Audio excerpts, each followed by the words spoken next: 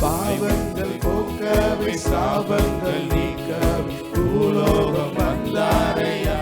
உற்சாகமாக மனிதரை மீட்கவே பரலோகம் சிலுவை சுமந்தாரையா. பாவங்கள் போக்கவே பாவங்கள் போக்கவே சாபங்கள் நீக்கவே பூலோகம் வந்தாரையா. மனிதரை மீட்கவே பரலோகம் சேர்க்கவே சிலுவை சுமந்தாரையா.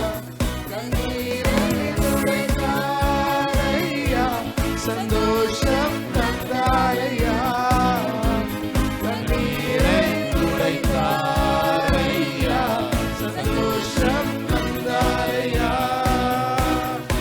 எந்தன் இயேசுவே, எந்தன் இயேசுவே, எந்தன் இயேசுவே, எந்தன்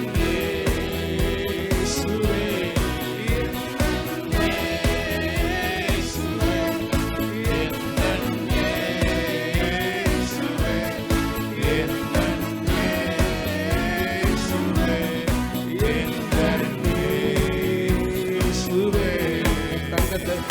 தங்கத்தை கேட்கவில்லை, வைரத்தை கேட்கவில்லை, உள்ளத்தை கேட்டாரே. ஆஸ்தியை கேட்கவில்லை, அந்தஸ்தை கேட்கவில்லை, உள்ளத்தை கேட்டாரையா. தங்கத்தை கேட்கவில்லை, வைரத்தை கேட்கவில்லை, உள்ளத்தை கேட்டாரையா.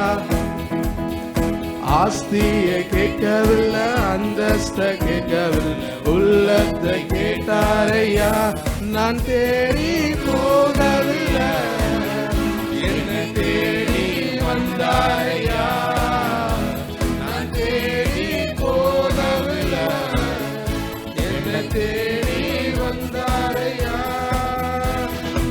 எந்தன் இயேசுவே, எந்தன் இயேசுவே, எந்தன் இயேசுவே, எந்தன் இயேசுவே, எந்தன் இயேசுவே, எந்தன் இயேசுவே, எந்தன் இயேசுவே, எந்தன் இயேசுவே.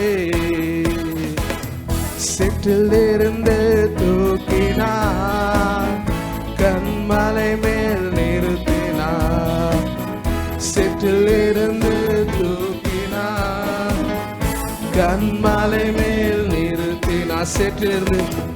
செற்றிலிருந்து தூக்கினார், கண்மலை மேல் நிறுத்தினார். செற்றிலிருந்து தூக்கினார், கண்மலை மேல் நிறுத்தினார்.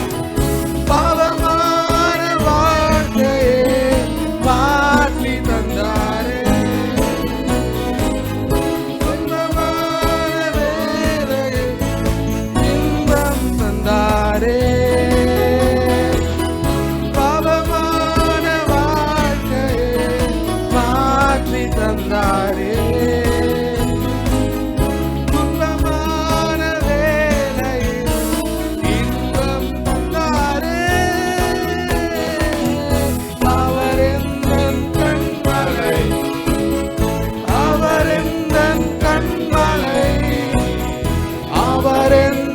கண்மலை ஆனார்,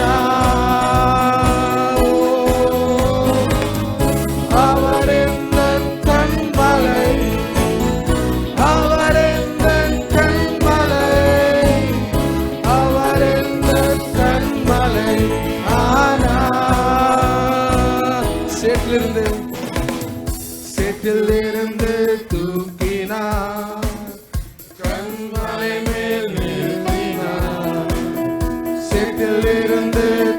உற்சாகமா கண்மலை மேல் நிறுத்தினார். கண்மலை மேல் சேற்றிலிருந்து தூக்கினார், சேற்றிலிருந்து தூக்கினார், கண்மலை மேல் நிறுத்தினார். சேற்றிலிருந்து தூக்கினார், கண்மலை மேல் நிறுத்தினார்.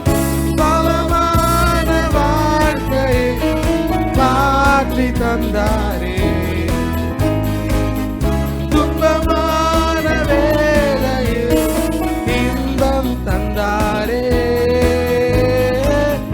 பாவமான வாழ்க்கையை மாற்றி தந்தாரே, துன்பமான வேளையில் இன்பம் தந்தாரே. அவர் எந்தன் கண்மலை, அவர் எந்தன் கண்மலை, அவர் எந்தன் கண்மலையானார்.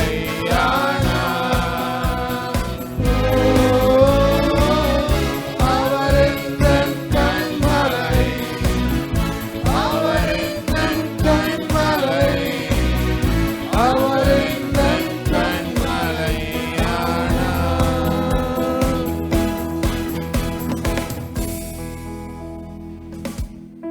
ஆமென். ஹல்லேலூயா, ஹல்லேலூயா.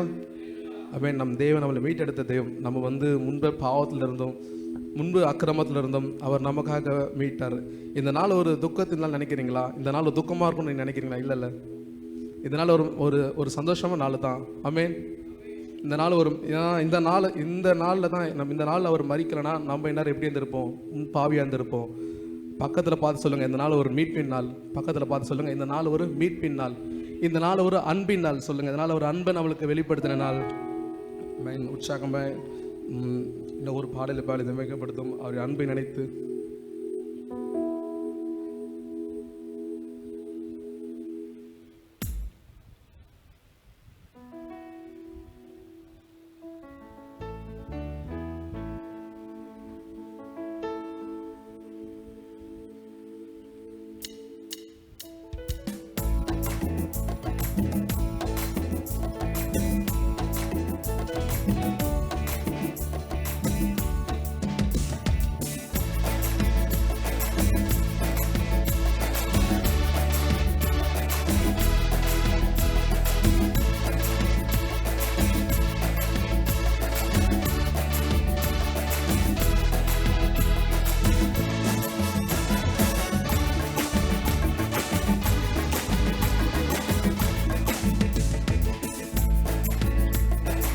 ஆழமான ஆழியிலும் ஆழமான அன்பு, உயர்ந்த மலைகளிலும் உயர்ந்திடாத அன்பு, அளந்து பார்க்க முடியாத அளவில்லாத அன்பு, விவரிக்க முடியாத அற்புத அன்பு. ஆழமான ஆழியிலும் ஆழமான அன்பு, உயர்ந்த மலைகளிலும் உயரமான அன்பு, அளந்து பார்க்க முடியாத அளவில்லாத அன்பு, விவரிக்க முடியாத அற்புத அன்பு. இயேசுவின் அன்பு இது ஒப்பில்லாத அன்பு, புறம்பே தள்ளா இது பூரண அன்பு. இயேசுவின் அன்பு இது ஒப்பில்லாத அன்பு, புறம்பே தள்ளா இது பூரண அன்பு. இது ஒப்பில்லாத அன்பு, இது பூரண அன்பு, இது ஒப்பில்லாத அன்பு, இது பூரண அன்பு. இயேசுவின் அன்பு இது ஒப்பில்லாத அன்பு, புறம்பே தள்ளா இது பூரண அன்பு.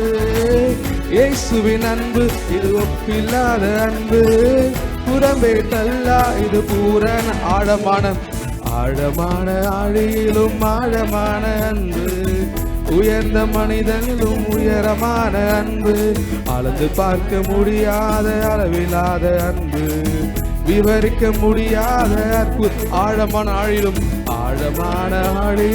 ஆழமான அன்பு, உயர்ந்த மனிதனிலும் உயரமா, அளந்து பார்க்க முடியாத அளவில்லாத அன்பு, விவரிக்க முடியாத அற்புத. இயேசுவின் அன்பு, இயேசுவின் அன்பு இது ஒப்பில்லா, புறம்பே தள்ளாத புறம்பே தள்ளா இது இயேசுவின் அன்பு, இயேசுவின் அன்பு இது ஒப்பில்லாத அன்பு. புறம்பே தள்ளா இது ஒப்பில்லாத அன்பு, இது ஒப்பில்லாத அன்பு, பூரண அன்பு, இது ஒப்பில்லாத அன்பு, இது பூரண அன்பு, இது ஒப்பில்லாத அன்பு, இது பூரண அன்பு, இது ஒப்பில்லாத அன்பு, இது பூரண அன்பு. குழியில் விழுந்தோரை குனிந்து தூக்கும் அன்பு, குப்பையில் இருப்போரை எடுத்து நிறுத்தும் அன்பு. குழியில் விழுந்தோரை குனிந்து தூக்கும் அன்பு, குப்பையில் இருப்போரை எடுத்து குழியில் விழுந்தோரை குனிந்து சேர்ந்து உற்சாகம் வந்து பாடலே. குப்பையில் இருப்போரை எடுத்து நிறுத்து, குழியில் விழுந்தோரை குனிந்து தூக்கும் அன்பு, குப்பையில் இருப்போரை எடுத்து நிறு. ஒடுக்கப்பட்டோரை உயர்த்திடும் அன்பு, இந்த காலத்திலும் மாறாத. ஒடுக்கப்பட்டோரை உயர்த்திடும் அன்பு, இந்த காலத்திலும் மாறாத அன்பு, இது ஒப்பில்லாத அன்பு, இது பூரண அன்பு, இது ஒப்பில்லாத அன்பு, பூரண அன்பு. இயேசுவின் அன்பு இது ஒப்பில்லாத அன்பு, புறம்பே தள்ளா இது இயேசுவின் அன்பு, இயேசுவின் அன்பு இது ஒப்பில்லாத அன்பு, புறம்பே தள்ளா இது பூரண அன்பு, இது ஒப்பில்லாத அன்பு, இது பூரண அன்பு, ஒப்பில்லாத அன்பு, பூரண ஒப்பில்லாத அன்பு, பூரண அன்பு, ஒப்பில்லாத அன்பு, பூரண அன்பு. மனிதர்கள் மாறினாலும் மாறிடாத அன்பு, மகனாய் ஏற்றுக்கொண்ட மகா பெரிய. மனிதர்கள் மாறினாலும் மாறிடாத அன்பு, மகனாய் ஏற்றுக்கொண்ட மகா பெரிய. என்னை மீட்பதற்காய் உலகத்திலே வந்து தன்னையே தந்து விட்டார் தகப்பனின் அன்பு. என்னை மீட்பதற்காய் உலகத்திலே வந்து தன்னையே தந்து விட்டார் தகப்பனின் அன்பு, இது ஒப்பில்லாத அன்பு, இது பூரண அன்பு, இது ஒப்பில்லாத அன்பு, இது பூரண. இயேசுவின் அன்பு, இயேசுவின் அன்பு இது ஒப்பில்லாத அன்பு, புறம்பே தள்ளா இது பூரண அன்பு. இயேசுவின் அன்பு இது ஒப்பில்லாத அன்பு, புறம்பே தள்ளா இது பூரண. இயேசுவின் அன்பு, இயேசுவின் சேர்ந்து பாட்டை கற்றுக்கொண்டு இந்த காலை வேளை தேவனை மகிமைப்படுத்துவாங்க. இயேசுவின் அன்பு அது ஒப்பில்லாத அன்பு, இயேசுவின் அன்பு இது ஒப்பில்லாத அன்பு, புறம்பே தள்ளா இது மனிதர்கள் மாறினாலும் மாறிட மகனாய் ஏற்றுக்கொண்ட மகா பெரிய அன்பு. மனிதர்கள் மாறினாலும் மாறிடாத. கரங்கள் தட்டி உற்சாகமா மகா பெரிய. என்னை மீட்பதற்காய் உலகத்திலே வந்து தன்னையே தந்து விட்டார் தகப்பனின் அன்பு. என்னை மீட்பதற்காய் உலகத்திலே வந்து தன்னையே தந்து விட்டார் தகப்பனின் அன்பு, இது ஒப்பில்லாத அன்பு, இது பூரண அன்பு, ஒப்பில்லாத அன்பு, இது பூரண அன்பு, இது ஒப்பில்லாத அன்பு, இது பூரண அன்பு, இது ஒப்பில்லாத அன்பு, இது பூரண. இயேசுவின் அன்பு, இயேசுவின் அன்பு இது ஒப்பில்லாத அன்பு, புறம்பே தள்ளா இது பூரண அன்பு.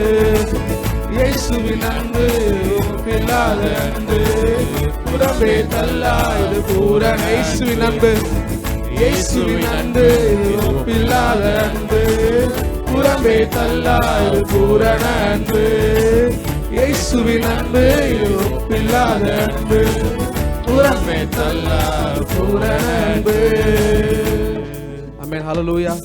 நம்ம எழும்பி நின்று தேவனை இந்த வேலை காலை வேலை தேவனை ஆராதிக்கலாம். எழும்பி நின்று உற்சாகமாக யாரும் கரங்கள் தட்டி நல்ல உற்சாகம் பாட போகிற தேவனை மகிமைப்படுத்தி, நான் ஸ்டார்டிங்கில் சொன்னது போல் இது ஒரு நன்றி அறிதல் ஒரு நாள், அவர் அன்பை வெளிப்பட்ட நாள்.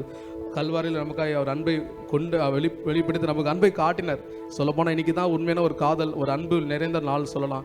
ஸோ நமக்காக மரித்து அவர் நம்மளை முந்தி நம்மளை தெரிந்து கொண்டார். நம்மளோட தேடி போல அவர் நம்மளை முன்னாடி தேடி நம்மளை அவர் அன்பினால் நம்மளை இழுத்து பாடலில் பாடுறது போல் அவர் அன்பின் என்ன வசனம் சொல்லுது, அன்பின் அகலம் ஆழம் நீளம் உயரம் என்னென்று இருக்கு. ஸோ ஒரு அன்பில் அறிந்து அவர் நம்மள் அன்பு கூர்ந்திருக்கிறார். உற்சாகமாக ஒரு பாடல் பாடி தேவனை ஆராதிப்போம். இந்த காலை வேளை கூட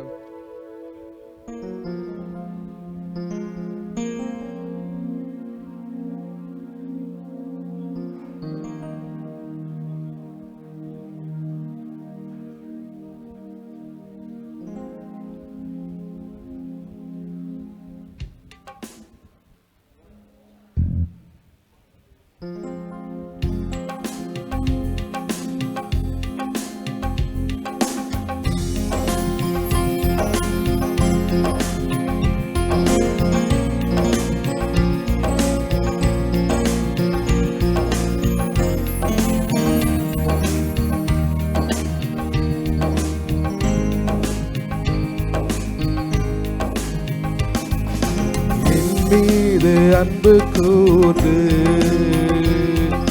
பலியானி சிலுவையிலே எனக்காய் ரத்தம் சிந்தி கழுவினீர் குற்றம் நீங்க என் மீது அன்பு கூர்ந்து பலியானில் சிலுவையிலே எனக்காய் ரத்தம் சிந்தி கழுவினீர் குற்றம் நீங்க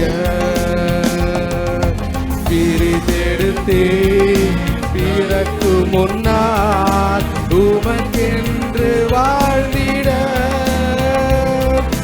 பிரித்தெடுத்தே பிறக்கு முன்னால் உமக்கென்று வாழ்ந்திட ஆராதனை உமக்கே அனுதினமும் உமக்கே ஆராதனை உமக்கே அனுதினமும் உமக்கே என் மீது அன்பு கூர்ந்து பலியானின் சிலுவையிலே எனக்காய் ரத்தம் சிந்தி கழுவினீர் சுற்றம் நீங்க பிரித்தெடுத்தே பிறக்கு முன்னால் உமக்கென்று வாழ்ந்திட பிரித்தெடுத்தே பிறக்கு முன்னால் உமக்கென்று வாழ்ந்திட கரங்க உயர்த்தி ஆராதனை உமக்கே அனுதினம் உமக்கே ஆராதனை உமக்கே அனுதினமும் உமக்கே பிதாவான என் தேவனே தகப்பனே என் தந்தையே பிதாவான என் தேவனே தகப்பனே என் தந்தையே மாட்சிமையும் மகத்துவமும் உமக்கு தானே என்றென்றைக்கு மாட்சிமையும் மகத்துவமும் உமக்கு தானே என்றென்றைக்கு வல்லமையும் மகிமையும்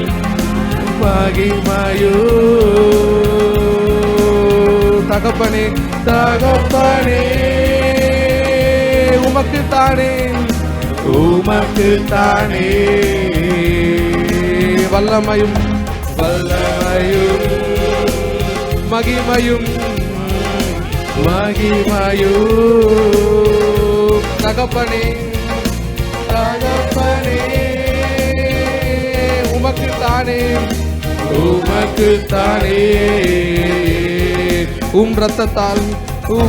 ரத்தத்தால் பிதாவோடு ஒப்புரவாக்கி மகிழ செய்தி ரத்தத்தால் அவர் ரத்தத்தால் பிதாவோட சேரும் ஸ்லாக்கியத்தை அவர் கொடுத்திருக்கிறார். மகிழ செய்தீர். மகிழ கரைப்படாத மகனாக நிறுத்தினம் பார்க்கின்றீர். கரைப்படாத மகனாக நிறுத்தினம் பார்க்கின்றே. வல்லமை ஒரு கரங்களை உயர்த்தி மகிமையும் தகப்பனே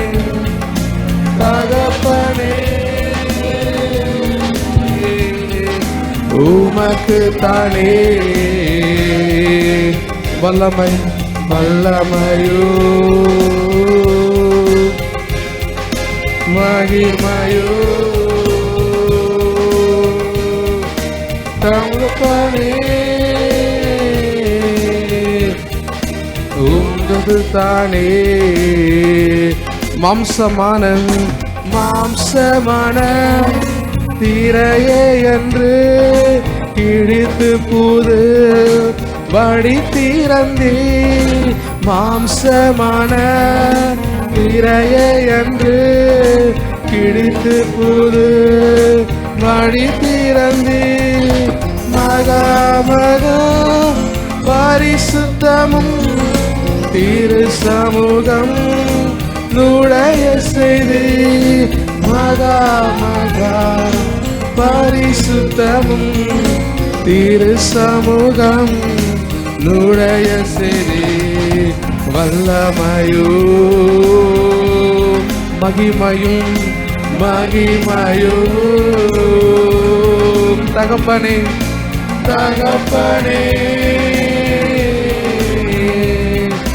உமக்கு தானே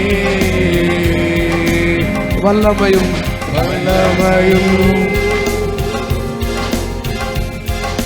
மகிமையோ தகப்பனே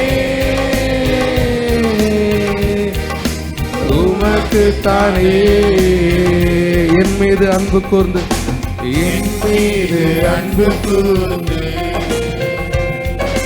பலியான சிலுவையிலே எனக்காய் ரத்தம் சிந்தி கழுவினீர். குற்றம் நீங்க பிரித்தெடுத்து பிறக்கு முன்னால் உமக்கென்று வாழ்ந்திட. பிரித்தெடுத்து பிறக்கு முன்னால் உமக்கென்று வாழ்ந்திட. ஆராதனை உமக்கே அனுதினமும் உமக்கே. ஆராதனை உமக்கே அனுதினமும் உமக்கே. நன்றி அப்பா. நன்றியிலே செலுத்துற தகப்பனே அப்பா. இந்த காலை வேலை கொடுத்த உமக்கு நன்றி ஆண்டவரே அப்பா. எங்கள் மேலே அன்பு கூர்ந்தீங்களே அப்பா. ஆண்டவரே எங்கள் மேலே அன்பு வைத்ததுனால அப்பா நீர் அப்பா ஆண்டவரே நாங்கள் இருக்க வேண்டிய இடத்துல நீர் எங்களுக்காக பலியான தகப்பனே அப்பா. எங்களுக்கு அப்பா ஆண்டவரே நீர் அப்பா எங்களுக்கு பலியாகாமல் இருந்தால் நாங்கள் இன்னொரு பாவத்தில் இருந்திருப்போமே தகப்பனே அப்பா. எங்கள் மீட்ட தெய்வம் நீர் அளவா தகப்பனே அப்பா. இயேசுவே நன்றி ஆண்டவரே அப்பா. இந்த காலை வேலைக்கு நன்றி ஆண்டவரே. எங்களுக்காய் ஜீவனை கொடுத்த தெய்வம் நீர் ஆண்டவரே. ஹல்லேலூயா ஸ்தோத்திரம் ஆண்டவரே. ஹல்லேலூயா நன்றி ஆண்டவரே அப்பா. ஹல்லேலூயா ஸ்தோத்திரம்.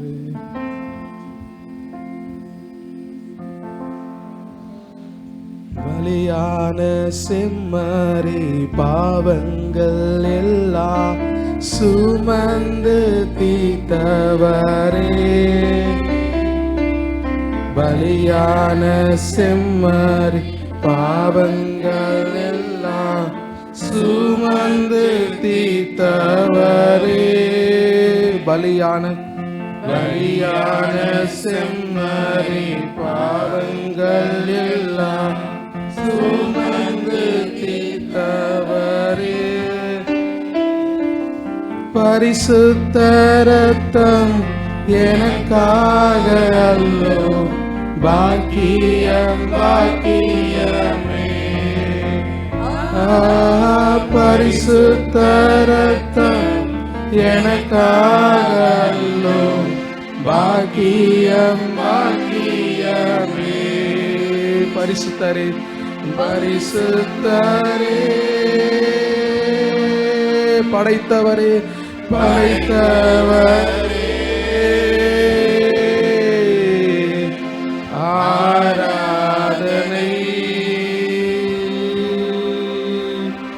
ஆராதனை. பரிசுத்தரே பரிசுத்தரே படைத்தவரே ஆராதனை ஆராதனை. பலியான செம்மறி பாவங்கள் எல்லாம் சுமந்து தீர்த்தவரே. பலியான செம்மறி பாவங்கள் எல்லாம் சுமந்து தீர்த்தவரே. பரிசுத்த ரத்தம் எனக்காக அல்லோ பாக்கியம் பாக்கியமே. பரிசுத்த ரத்தம் எனக்காக அல்லோ பாக்கியம் பாக்கியமே. பரிசுத்தரே படைத்தவரே படைத்தவரே ஆராதனை ஆராதனை ஆராதனை. பரிசுத்தரே பரிசுத்தரே படைத்தவரே ஆராதனை ஆராதனை ஆராதனை.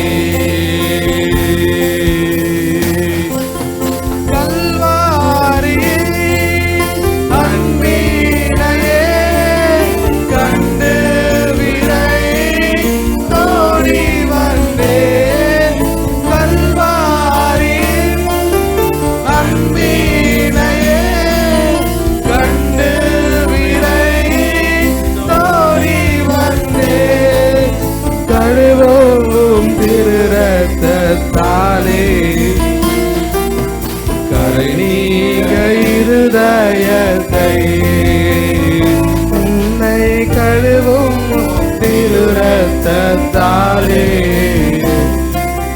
கரை நீங்க இருதயத்தை பலிபீடத்தில் பலிபீடத்தில் என்னை படைக்கிறேன் படைக்கிறேன் இந்த வேளையே.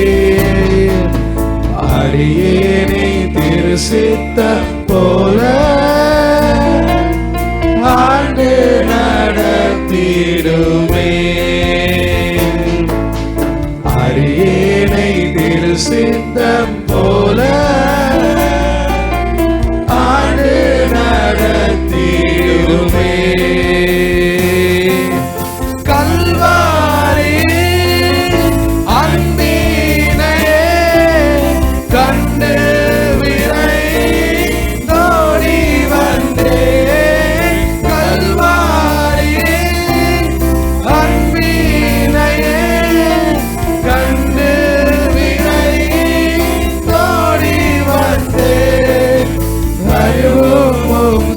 ரத்தத்தாலே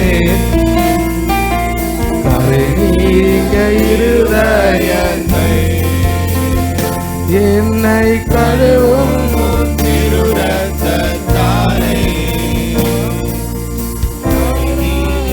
இருதயத்தை கழுவும் திரு ரத்தத்தாலே கரை இருதயத்தை என்னை கழுவும் திரு ரத்தத்தாலே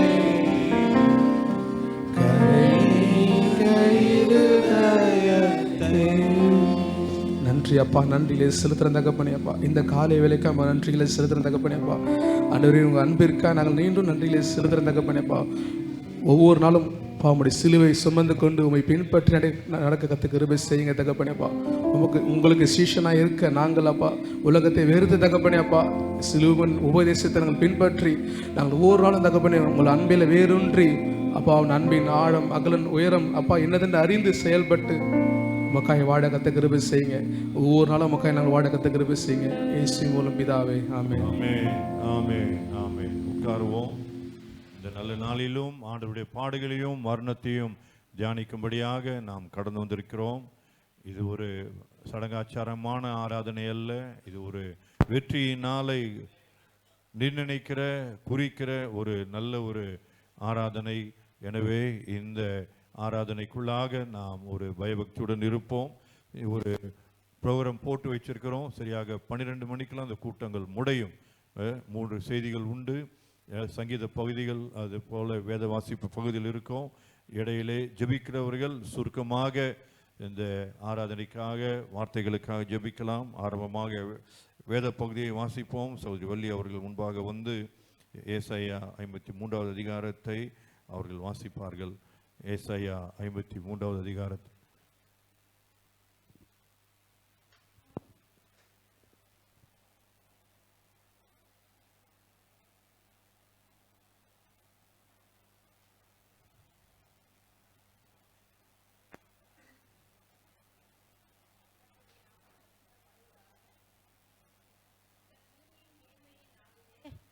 நாம் வாசிக்க தெரிந்து கொள்ளப்பட்ட வேத பகுதி ஏசாயா 53. எங்கள் மூலமாய் கேள்விப்பட்டதை விசுவாசித்தவன் யார்? கர்த்தருடைய புயம் யாருக்கு வெளிப்பட்டது? இளங்கிளையை போலவும் வறண்ட நிலத்திலிருந்து துளிர்க்கிற வேரை போலவும் அவனுக்கு முன்பாக எழும்புகிறார். அவருக்கு அழகுமில்லை, சௌந்தரியமில்லை. அவரை பார்க்கும்போது நாம் அவரை விரும்பத்தக்க ரூபம் அவருக்கு இல்லாதிருந்தது. அவர் அசட்டை பண்ணப்பட்டவரும் மனுஷரால் புறக்கணிக்கப்பட்டவரும் துக்கம் நிறைந்தவரும் பாடு அனுபவித்தவருமாயிருந்தார். அவரை விட்டு நம்முடைய முகங்களை மறைத்து கொண்டோம். அவர் அசட்டை பண்ணப்பட்டிருந்தார், அவரை எண்ணாமல் போனோம். மெய்யாகவே அவர் நம்முடைய பாடுகளை ஏற்றுக்கொண்டு நம்முடைய துக்கங்களை சுமந்தார். நாமோ அவர் தேவனால் அடிபட்டு வாதிக்கப்பட்டு சிறுமைப்பட்டவர் என்று எண்ணி.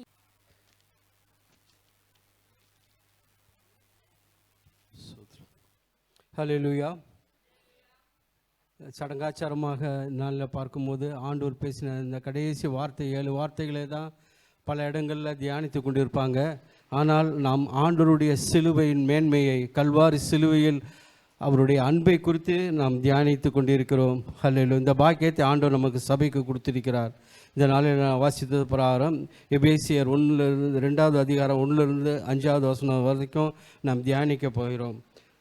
எபேசியர் 2வது அதிகாரம் 1வது அதிகாரத்தை பார்க்கும்போது, அக்கிரமங்களினாலும் பாவங்களினாலும் மரித்தவர்களாய் இருந்த உங்களை அவர் உயிர்ப்பித்தார் என்று பார்க்கிறோம். அக்கிரமத்திலும் பாவத்திலும் ஒரு காலத்தில் மரித்தவர்களாக நாம் இருந்தோம். ஆனால் நம்மை ஆண்டவர் உயிர்ப்பித்தார் என்று பார்க்கிறோம். ஆண்டவர் நம்மளை உயிர்ப்பித்திருக்கிறார். நம்முடைய நாம் ஆவி ஆத்மா சரீரம் செத்ததாக இருந்தது. நாம் உயிரோடு செத்தவர்களாய் நாம் உலகத்தில் வாழ்ந்து கொண்டு இருந்தோம். நம்முடைய ஆவி ஆத்மா செத்த நிலைமையில் இருந்தது. ஆனால் அந்த செத்த நிலைமையில் இருந்த நம்மை ஆண்டவர் உயிர்ப்பித்தார் என்று பார்க்கிறோம். ஏன் மரித்தவர்களாக இருந்தோம் என்று பார்க்கும்போது, நான் ஆவி ஆத்மா செத்து போய் நாம் ஏன் மரித்தவர்களாக இருந்தோம் என்று வேத வசனத்தை ஆராய்ந்து பார்க்கும்போது, ஏன் மரித்தவர்களாக இருந்தோம் என்றால் 2வது வசனத்தில் பார்க்குறோம். முற்காலத்திலே நீங்கள் இவ்வுலக வழக்கத்துக்கு ஏற்றபடியாகவும் கீழ்ப்படியாவின் பிள்ளைகளிடத்தில் இப்பொழுது கிரியை செய்கிற ஆகாயத்து அதிகார பிரபு ஆகிய ஆவிக்கேற்றபடியாகவும் நடந்து கொண்டீர்கள். அவர் 3வது வசனம், அவருக்குள்ளே நாம் எல்லோரும் முற்காலத்திலே நமது மாமிச இச்சைகளின்படி நடந்து நமது மாமிசமும் மனதும் விரும்பிகளை செய்து சாபத்தினாலே மற்றவர்களைப் போல கோபாக்கினின் பிள்ளைகளாக இருந்தோம் என்று சொல்லப்பட்டிருக்கிறது. இங்கேருந்து பார்க்குறோம். 2வது வசனத்தில், நீங்கள் முற்காலத்தில் இவ்வுலக வழக்கத்திற்கு ஏற்றபடியாகவும் கீழ்ப்படியாமல் பிள்ளைகளிடத்தில் இப்பொழுது கிரியை செய்கிற ஆகாயத்து அந்தகார பிரபுவாகிய ஆவிக்கேற்றபடியாகவும் நடந்து கொண்டோம் என்று பார்க்கிறோம். இங்கே ஆண்டவர் சொல்கிறார், ஆகாயத்து அதிகார பிரபு என்று யாரை ஆண்டவர் சொல்கிறார் என்று பார்க்கும்போது, இவ்வுலகத்தில் கிரியை செய்து கொண்டிருக்கிற சாத்தானை ஆண்டவர் சொல்கிறார். ஹல்லேலூயா. ஒரு காலத்தில் அந்த சாத்தானுடைய பிடியில் நாம் சிக்கி நம்முடைய மனம் போல நாம் வாழ்ந்தோம். அக்கிரமத்திலும் பாவத்திலும் செய்து கொண்டு நாம் ஆண்டவருக்கு அருவருக்கிற காரியங்களை செய்து கொண்டு நாம் வாழ்ந்து கொண்டிருந்தோம்.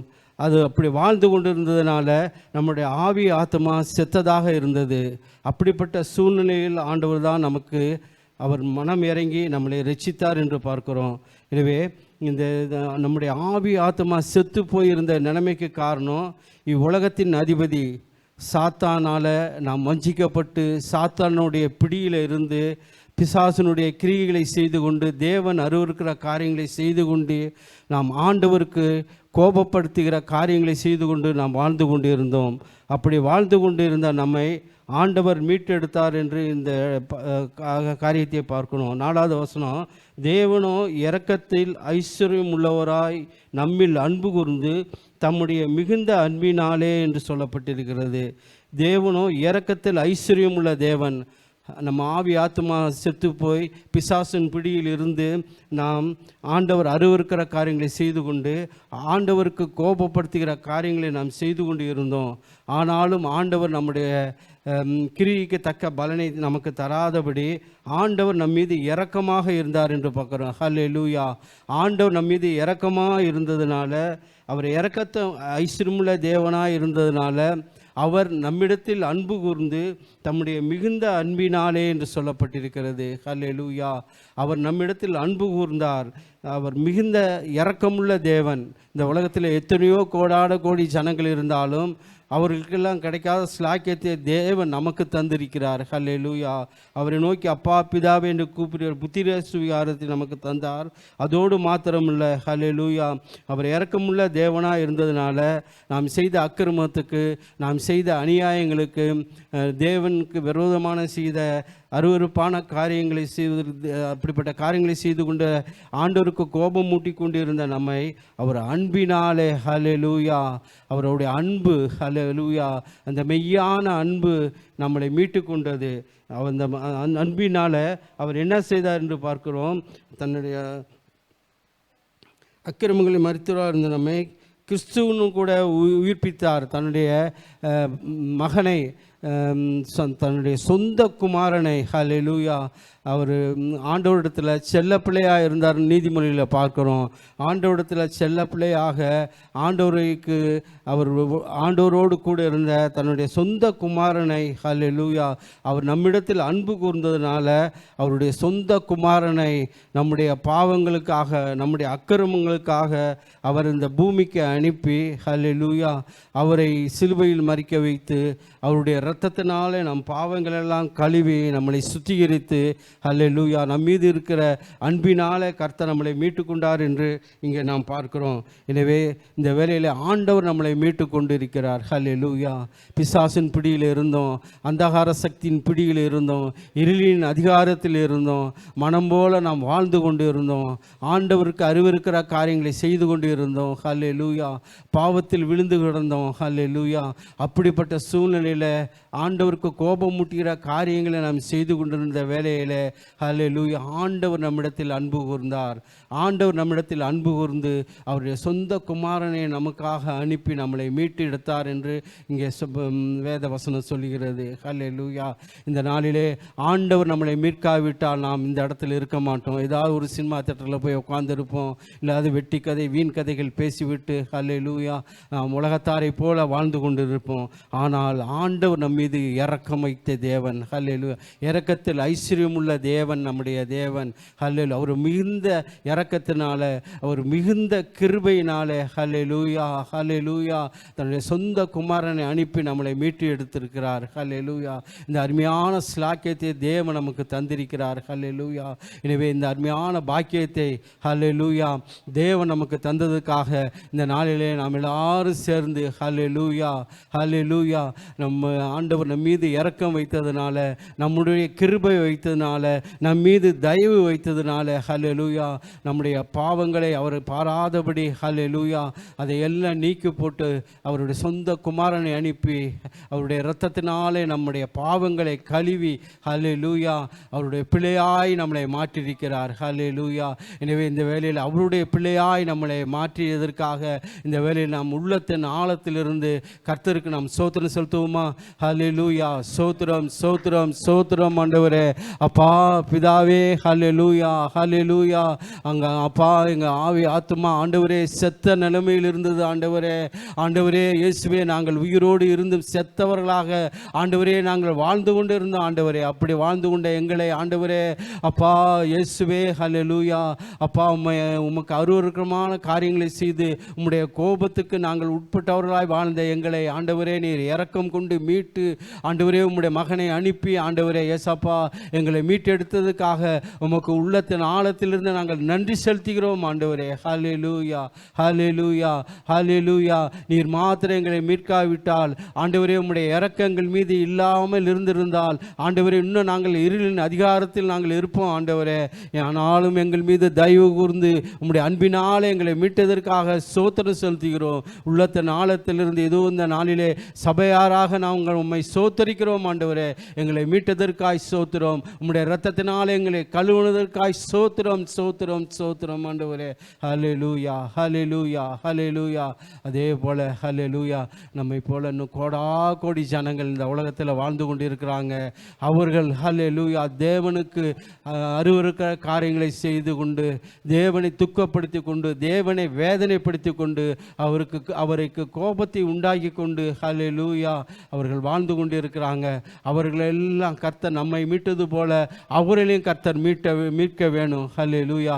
எனவே இந்த அருமையான வேலையிலே ஹல்லேலூயா உயிர்த்தெழுந்த ஆண்டவர் கல்வாரி சிலுவையில் அவருடைய இரத்தத்தை சிந்தினார். அவர் நமக்கு மாத்திரம் இந்த உலகத்தில் இருக்கிற எல்லா மனிதரும் ரட்சிக்கப்பட வேண்டும் என்று தேவனுடைய சித்தமாக இருக்கிறது. எல்லா மனிதரும் ரட்சிக்கப்படும் சத்தியத்தை அறிய வேண்டும் என்று தேவன் சித்தமுள்ளவராய் இருக்கிறார். ஹல்லேலூயா ஹல்லேலூயா. இந்த நாளிலே நாம் மீட்கப்பட்டு ஆண்டவருக்கு பாதத்தில் அமர்ந்து இந்த நாளிலே ஆண்டவருக்கு நாம் சோத்திரம் செலுத்தணும். அதே போல ஹல்லேலூயா இந்த உலகத்தில் பார்க்கணும் எத்தனை ஜனங்கள் ஹல்லேலூயா இன்னும் அறியாமல் அவர்கள் வாழ்ந்து கொண்டிருக்கிறார்கள். ஹல்லேலூயா ஹல்லேலூயா. தேவனை அறியாதபடி அவர்கள் கண்கள் எல்லாம் குருடாக்கப்பட்டிருக்கிறது. ஹல்லேலூயா. பிசாசு ஒவ்வொருவரையும் ஜனங்களெல்லாம் அவர் தன்னுடைய கட்டுப்பாட்டுக்குள் வைத்து கொண்டு இருக்கிறான். ஹல்லேலூயா. அதிலிருந்து அவர்கள் மீட்படைய வேணும். எனவே அவர்கள் இந்த கோப அக்கினியிலிருந்து அவர்கள் விடுதலை அடைய வேணும். ஹல்லேலூயா. அவர்கள் நம்மை எப்படி தேவன் அன்பாக இருந்தாரோ அதே போல ஹல்லேலூயா இந்த பிசாசின் பிடியில் இருக்கிற ஜனங்கள் மீது கர்த்தர் அன்பாய் இருந்து அவர்களை மீட்க வேண்டும். ஹல்லேலூயா. எனவே இப்படியாக இந்த வேலையிலே ஹல்லேலூயா கட்டப்பட்டு இருக்கிற ஜனங்கள், சிறைப்படுத்தப்பட்டு இருக்கிற ஜனங்கள், பிசாசின் பிடியில் இருக்கிற ஜனங்கள் ஹல்லேலூயா அவர்கள் எல்லாம் விடுதலையாக வேணும். நமக்காக யாரோ ஒருவர் ஜெபித்ததுனால நாம் ரட்சிக்கப்பட்டோம். அதே போல ஹல்லேலூயா இந்த நாளிலே உலகத்தில் இருக்கிற ஜனங்கள், பாவத்தில் வாழ்ந்து கொண்டு இருக்கிற ஜனங்கள், இயேசுவை அறியாதபடி வாழ்ந்து கொண்டு இருக்கிற ஜனங்கள், பிசாசினுடைய வல்லமையே பெரிது என்று நினைத்து ஹல்லேலூயா வாழ்ந்து கொண்டு இருக்கிற ஜனங்கள் எல்லாம் மனம் மாற வேணும், ரட்சிக்கப்பட வேணும், தேவ பிள்ளையாய் மாற வேணும். ஹல்லேலூயா. எனவே இந்த வேளையிலே அவர்கள் எல்லாம் ரட்சிக்கப்படத்தக்கதாக ஹல்லேலூயா ஹல்லேலூயா இயேசு கிறிஸ்துவின் இரத்தம் அவர்கள் எல்லாம் கழுவப்படும்படியாக ஆண்டவருடைய கர்த்தரை ஒப்பு கொடுத்து ஹல்லேலூயா நாம் எல்லாரும் சபையார சேர்ந்து ஜெபம் பண்ணுவோம். சோத்திரம் சோத்திரம் சோத்திரம். ஆண்டவரே இந்த நாளிலே ஆண்டவரே ஏசாப்பா ஹல்லேலூயா இன்னும் அறியாதபடி பாவத்தில் வாழ்ந்து கொண்டிருக்கிற ஆண்டவரே இயேசுவே ஹல்லேலூயா ஹல்லேலூயா அப்பா இயேசுவே பொல்லாத காரியங்களை செய்து கொண்டிருக்கிற பிசாசின் பிடியில் இருக்கிற ஜனங்கள் ரட்சிக்கப்பட இந்த நாளிலே நாங்கள் ஜெபிக்கிறோம். ஆண்டவரே ஹல்லேலூயா ஹல்லேலூயா. இந்த காரியத்திற்காக உலகத்தில் இருக்கிற இருக்கிற ஜனங்கள் எல்லாம் ரட்சிக்கப்பட வேணும். ஹல்லேலூயா. பிசாசின் பிடியில் இருக்கிற ஜனங்கள் மனம் மாற வேணும். அவர்கள் தேவனை சொந்த இரட்சகராக ஏற்றுக்கொள்ள வேணும். ஹல்லேலூயா, ஹல்லேலூயா, ஹல்லேலூயா.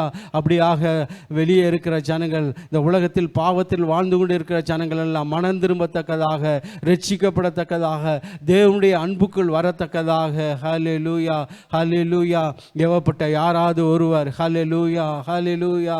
இருளின் அதிகாரத்தில் இருக்கிற ஜனங்கள், பிசாசின் பிடியில் இருக்கிற ஜனங்கள் விடுதலையாகி நம்மை போல தேவ பிள்ளையாய் மாறும்படியாக ஏவப்பட்ட யாராவது ஒருத்தர் ஜெபிக்கலாம்.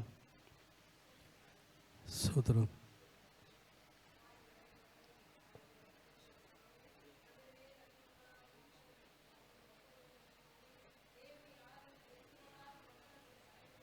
ஆமாண்டவரே,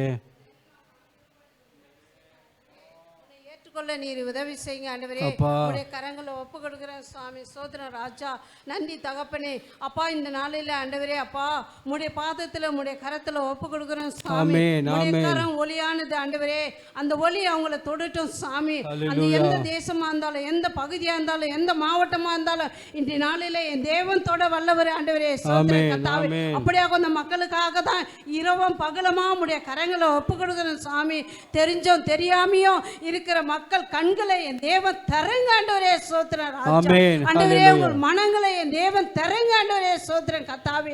என் தேவன் யாருன்றது ஆண்டவரே அவங்க அறியாம இருக்கிறாங்க சாமி. சோத்திரம் ராஜா. என் தகப்பை யாருன்னு தெரியாம இருக்கிறாங்க ராஜா. அவங்களை எல்லாம் தெரிந்து கொள்ள நீர் உதவி செய்யுங்க ஆண்டவரே. சோத்திரம் கர்த்தாவே. அப்பா, இந்த நாளில் உங்களுடைய கரங்களை ஒப்பு கொடுக்கிறேன். தேவன் தேடி போங்க ஆண்டவரே. சோத்திரம் ராஜா. தேவன் இறங்குங்க ஆண்டவரே. சோத்திரம் உம்முடைய கரம் அப்படியாக அந்த மக்களுக்காக, அப்படியாக அந்த தேசத்துக்காக, அப்படியாக அந்த பகுதிக்காக பலமாக இறங்கட்டும் ஆண்டவரே. சோத்திரம் ராஜா. உம்முடைய கரங்களை ஒப்பு கொடுக்கிறேன் ஆண்டவரே. இன்னைக்கு ஜெபித்த ஜெபங்கள் ஒரு நாளும் என் தேவன் வீணாகாத அளவுக்கு, ஒரு நொடி கூட வீணாகாத அளவுக்கு தேவன் மாற்ற வல்லவராக இருங்க சாமி.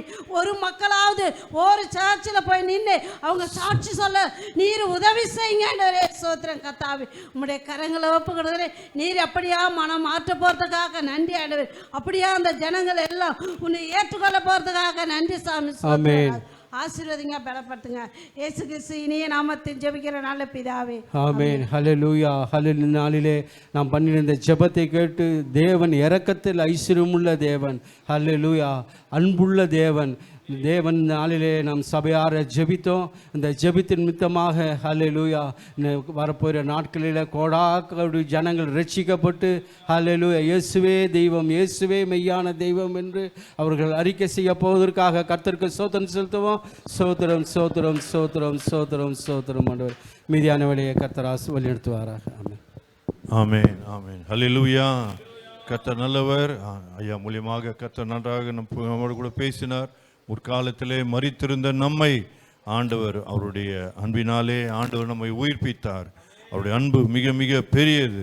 தம்பி பிரபு நேசர் அவர்கள் பேசுவார்கள். ஹல்லேலூயா, ஹல்லேலூயா. எத்தனை பேர் சந்தோஷமா இருக்கிறீங்க? ஹல்லேலூயா. கர்த்தர் உங்களை ஒவ்வொருவரையும் ஆசீர்வதிப்பாராக. இன்னைக்கு என்ன நாள்? யாராவது சொல்லுங்களேன் பார்ப்போம். இன்னைக்கு என்ன நாள்? Good Friday. என்னைக்காவது மரித்த நாளை யாராவது நல்ல நாள் சொல்லுவாங்களா? யாராவது இந்த உலகத்தில் மரித்த ஒரு தலைவராக இருக்கட்டும் அல்லது சிறந்த ஒரு மாவீரனாக இருக்கட்டும், இறந்த நாளை என்னன்னு தான் சொல்லுவாங்க? துக்க நாள் தான் சொல்லுவாங்க. ஆனால் நம்முடைய ஆண்டவராக இயேசு கிறிஸ்து ஒரு மரித்த நாளை என்னன்னு சொல்கிறோம்? குட் ஃப்ரைடே சொல்கிறோம். ஏன் அந்த குட் ஃப்ரைடேன்னு சொல்கிறோம்? அதுதான் இப்போ நம்ம பார்க்க போகிறோம். வாசிப்போம். எபேசியர் 2ஆம் அதிகாரம் 13ஆம் வசனம். முன்னே நம்ம எப்படி இருந்தோம் அப்படின்னோம்னா, தூரமாக இருந்து நீங்கள் இப்பொழுது கிறிஸ்து இயேசுவுக்குள் இரத்தத்தினாலே என்ன பண்ணோமா? சமீபமானோம் அப்படின்னு சொல்லி வசனம் சொல்லுது. தூரமாக இருந்தோம் அப்படின்னோம்னா எந்த ஒரு காரியத்தையும் நம்மளால் செய்ய முடியாது. அதை எந்த ஒரு காரியத்தையும் நம்மளுக்கு தெரியாது. நீங்கள் கூட பார்க்கலாம், உங்களுக்கு ஒரு தூர சொந்தக்காரர்களாக இருக்கலாம் அல்லது தூரமான ஒரு ரிலேட்டிவ் அல்லது வெளியூரில் இருக்கிறவர்கள், அவர்கள் என்ன செய்கிறார்கள் அல்ல எப்படி இருக்கிறார்கள் எதுவுமே தகவல் சரியாகவே தெரியாது. ஆனால் அதே சமீபமாக இருக்கிறவங்கள்ட்ட பார்த்தோம் அப்படின்னோம்னா இன்ச் பை இன்ச்சாக அவங்க எப்படி நடக்கிறாங்க, அவங்களுடைய வாழ்க்கை எப்படி இருக்கிறது, என்னென்ன போராட்டங்கள் அவங்க சந்திக்கிறாங்க, ஈஸியாக போய் அக்சஸ் பண்ண முடியும். இப்போ நம்ம எல்லாரும் பக்கத்தில் இருக்கோம், திடீர்னு ஒரு எமர்ஜென்சி அப்படின்னோம்னா தூரத்தில் இருக்கிறத காட்டிலும் பக்கத்தில் இருக்கவங்கள்ட்ட போய் தான் நம்ம என்ன பண்ணோம் அப்படின்னோம்னா இமீடியட்டாக ஒரு ஹெல்ப் கேட்போம். அப்போது தூரமாக முன்னாடி எப்படி இருந்தோம் அப்படின்னோம்னா தூரமாக இருந்தோம்.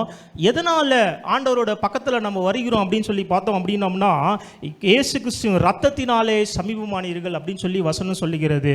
அதான் எபிரேயர் 9:12 பார்த்தீங்கன்னா எபிரேயர் 9:12 தம்முடைய சொந்த ரத்தத்தினால, எபிரேயர் 9:12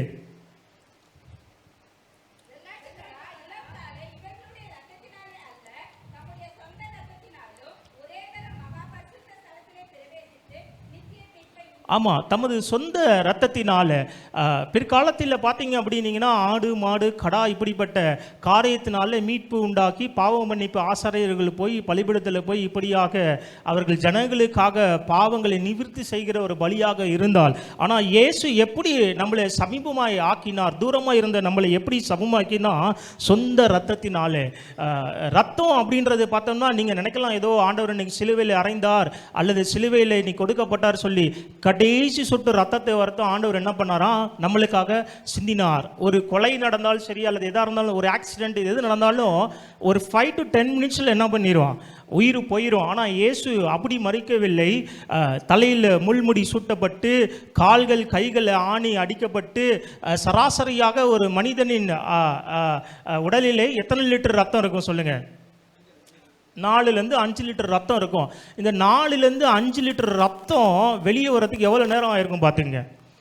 சப்போஸ் ஏதாவது ஒரு கொலை பண்ணியிருந்தா, தலையை வெட்டியிருந்தா ஒரு 10 நிமிஷத்தில் ரத்தம் வெளியே வந்திருக்கலாம். இல்லை கை கால் சிதைக்கப்பட்டிருந்தால் ஒரு மேக்ஸிமம் ஒரு 1/2 hour. நம்ம எவ்வளோ ஆக்சிடெண்ட்டை பார்க்குறோம் ரோட்டில், ஆம்புலன்ஸில் கொண்டு போகிறதுக்குள்ளே என்ன பண்ணிட்டாங்கன்னு சொல்லிடுறோம், இறந்துடுறாங்கன்னு சொல்லிடுறோம். ஆனால் அணுவாக சித்திரவதைப்பட்டு வேத வசனம் அப்படி தான் சொல்லு, கடைசி சொட்டு ரத்தம் வரைக்கும். அப்போ எதற்காக சிந்தினார் அப்படின்னு சொல்லி பார்த்தோம் அப்படின்னோம்னா, நீங்களும் நானும் தூரமாக இருந்த சமீபமாக என் சமூகத்தில் வரணும், என் பிள்ளைங்கள் என்னட்ட ஜோம் பண்ணணும், என் பிள்ளைகள் என்னட்ட உறவாடணும், நானும் அவர்களும் எப்படி இருக்கணும், ஒரே சரீரமாக இருக்கணும், நானும் அவங்களும் எனக்குள் கிறிஸ்து இருக்கணும், கிறிஸ்து உங்களுக்குள்ள இருக்கணும்னு சொல்லி அவர் தீர்மானித்த பதினால தான் ரத்தத்தினாலே, சொந்த ரத்தத்தினாலே அவர் என்ன பண்ணினார், அவர் நம்மளுக்கு சமீபமாக்கினார், நித்திய மீட்பை உண்டு பண்ணினார். இந்த ரத்தத்தினால முதலாவது நம்மளுக்கு என்ன கிடைக்குது அப்படின்றால் ஒரு மீட்பு கிடைக்குது. எதிலிருந்து மீட்பு அப்படின்னா பாவத்திலிருந்து, சாபத்திலிருந்து, நோய்களிலிருந்து, கட்டுகளிலிருந்து ஆண்டவர் நம்மளுக்கு என்ன தருகிறார், ஒரு மீட்பை தருகிறார். அதே அதிகாரத்தில் 14ஆம் வசனத்தை வாசிப்போமானால்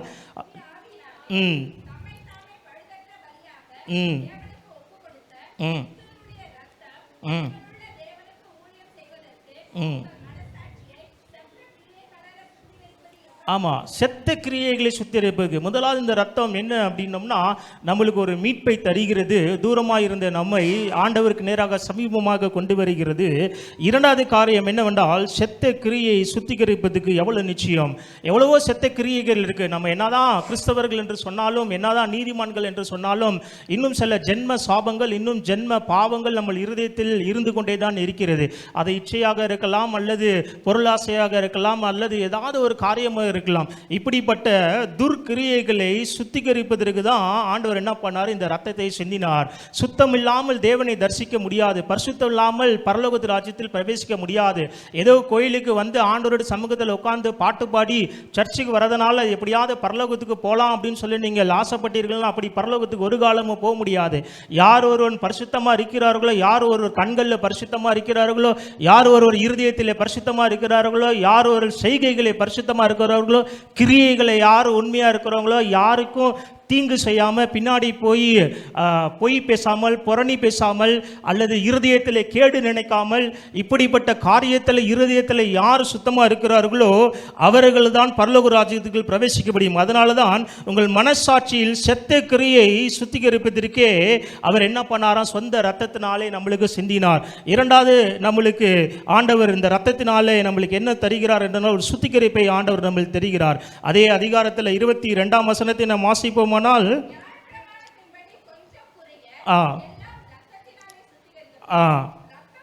ரத்தம் சிந்திதல் இல்லாதனால் மீட்பு உண்டாகாது. எல்லாரும் கேட்கலாம், ஏன் ஏசப்பா வந்து மரிக்கணும், ஏன் அப்படி ரத்தம் சிந்தணும், எதற்காக அப்படி மரிக்கணும் அப்படின்னோம்னா, அந்த ரத்தம் சிந்துதல் இல்லைனாலே என்ன இருக்காதான், மீட்பு இருக்காது. ரத்தம் சிந்துதல் இல்லைனாவே மன்னிப்பு உண்டாகாது.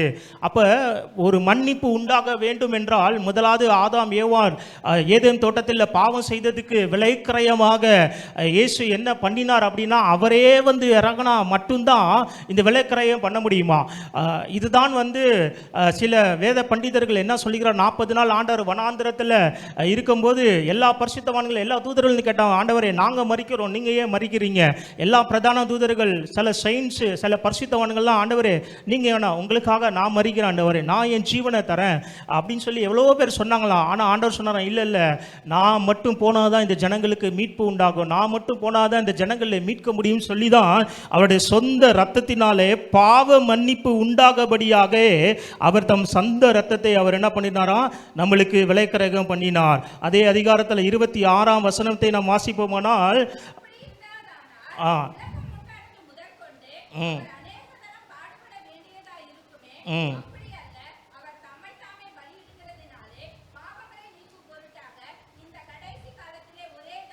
தம்மை தாமே பலியிடுகிறதுனாலே பாவங்களை நீக்கும் பொருட்டாக இயேசு ஒருவர் தம்மை தாமே ஒப்பு கொடுத்தனால தான் இன்னைக்கு நீங்களும் நானும் இந்த இடத்துல இருக்கிறோம். இன்னைக்கு நீங்களும் நானும் இந்த இடத்துல இருக்கிறதுக்கு காரணம் என்ன அப்படின்னால், இயேசுவின் ரத்தத்தினால மாத்திரம்தான் நம்மளுக்கு ஒரு மீட்பு, இயேசுவின் ரத்தத்தினால மாட்பு தான் நம்மளுக்கு ஒரு சுத்திகரிப்பு, இயேசுவின் ரத்தத்தினால தான் நம்மளுக்கு ஒரு பாவ மன்னிப்பு. இப்படிப்பட்ட இயேசு விலையேற பெற்ற ரத்தத்தை நம்மளுக்கு சிந்தினால தான் கர்த்தர் இன்னைக்கு நம்மளை உயிரோடு வைத்திருக்கிறார். அதே போல எபிரேயர் 7:26-27 வாசிப்போம். எபிரேயர் 7:26-27. பரிசுத்தரும் குற்றமற்றவரும் மாசில்லாதவரும் பாவிகளுக்கு விலகினவரும் வானங்களில் உயர்ந்தவருமாயிருக்கிற பிரதான ஆசிரியராய் நமக்கு ஏற்றவராயிருக்கிறார். ம் ம் ம் ஆமாம், ஒரே தரம் செலுத்த முடித்தார். முன்னாடி என்ன பண்ணார்கள் ஆசாரியர்கள் என்ன பண்ணார்களா, அவங்களுடைய பாவங்களுக்காக என்ன பண்ணணும், பலியிடணும். அதுக்கப்புறம் தான் என்ன பண்ணணும், ஜனங்களுக்காக பலியிடணும். அப்படிலாம் இல்லை அப்படின்னு சொல்லி தான் ஆண்டவர் என்ன பண்ணார், ஒரே தரம் செய்து முடித்தார். அப்படி யோசித்து பாருங்க, ஏசப்பா மட்டும் அவர் வந்து சிலுவையில் அறையாமல் இருந்திருந்தா எத்தனை ஆடு நீங்கள் கொடுத்துருப்பீங்க, எத்தனை மாடு கொண்டு வந்திருப்பீங்க. பாஸ்டர் வந்து வாரம் நம்ம செய்கிற பாவத்துக்கெல்லாம் 10 ஆடு 10 மாடு கொண்டு வந்தால் கூட போதாதுன்னு நினைக்கிறேன். நீங்கள் பரிசுத்தவான்களாக இருந்தால் பாக்கியவான்கள். அப்படி இந்த காரியம் நம்மளுக்கு வேண்டான்னு சொல்லி தான் ஆண்டவர் என்ன பண்ணார், இதற்கு ஏதாவது ஒரு முடிவு கட்டணும் அப்படின்னு சொல்லி தான் அவர் என்ன பண்ணார், தன்னுடைய ஜீவனையை கொடுத்து தம்முடைய ரத்தத்தினாலே தூரமா இருந்த நம்ம என்ன பண்ணினாரு, ஆண்டவர் நம்மளை சபிபமாக்கினார். மீண்டும் அந்த எபேசியர் 2ஆம் அதிகாரம் அடுத்த வசனத்துக்கு நேராக நம்ம வருவோம். எப்படி எனில் அவர் நம்முடைய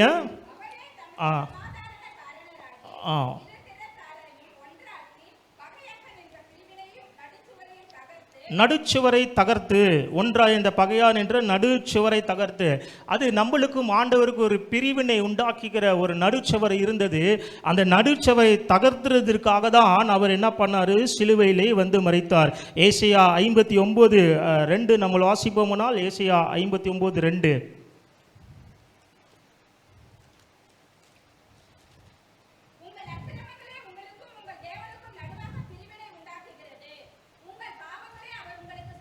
ஆமாம், நம்மளுடைய அக்கிரமங்களும் நம்மளுடைய பாவங்களும் தேவனுக்கு நடுவாக என்ன பண்ணுது, பிரிவினை உண்டாக்குது. நம்ம இயேசு கிறிஸ்துவை அணுக முடியாதபடிக்கு, ஏசப்பாட்ட கிட்டி சேராதபடிக்கு எதுதான் தடையாக இருக்குதா, நம்முடைய பாவங்களும் நம்மளுடைய அக்கிரமங்களும். அதுதான் ஒரு நடு திரையாக அல்லது நடு ஒரு செவராக இருக்கிறது. அப்போது இந்த செவரை உடைக்கணும், என்ன பண்ணணும் அப்படின்னோம்னா, அவர் வந்து மரித்தார் மட்டும்தான் இந்த பாவம் நிவர்த்தியாக்க முடியும், இந்த அக்கிரமங்கள் நம்ம விட்டு எடுபட முடியும். அதனால தான் இந்த நடு செவரையாக பாவமும் அக்கிரமத்தையும் ஆண்டவர் என்ன பண்ணார், நம்மளை விட்டு நீக்குவதற்காக இந்த உலகத்திற்கு வந்தார். அதே போல தான் எரேமியா 5:26 நாம் வாசிப்போமானால், எரேமியா 5:26.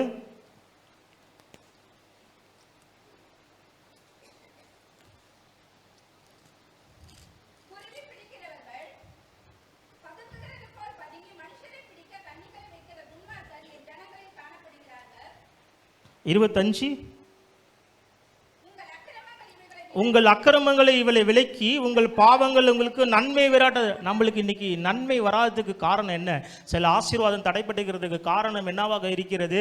ஆண்டவரே, ஏன் இன்னும் எனக்கு இந்த ஆசீர்வாதம் வரல, ஏன் இன்னும் எனக்கு இந்த விடுதலை வரல, ஏன் எனக்கு இது இந்த காரியம் வரல அப்படின்னு சொல்லிக்கிறதுக்கு எதுதான் தடையா இருக்குதான்?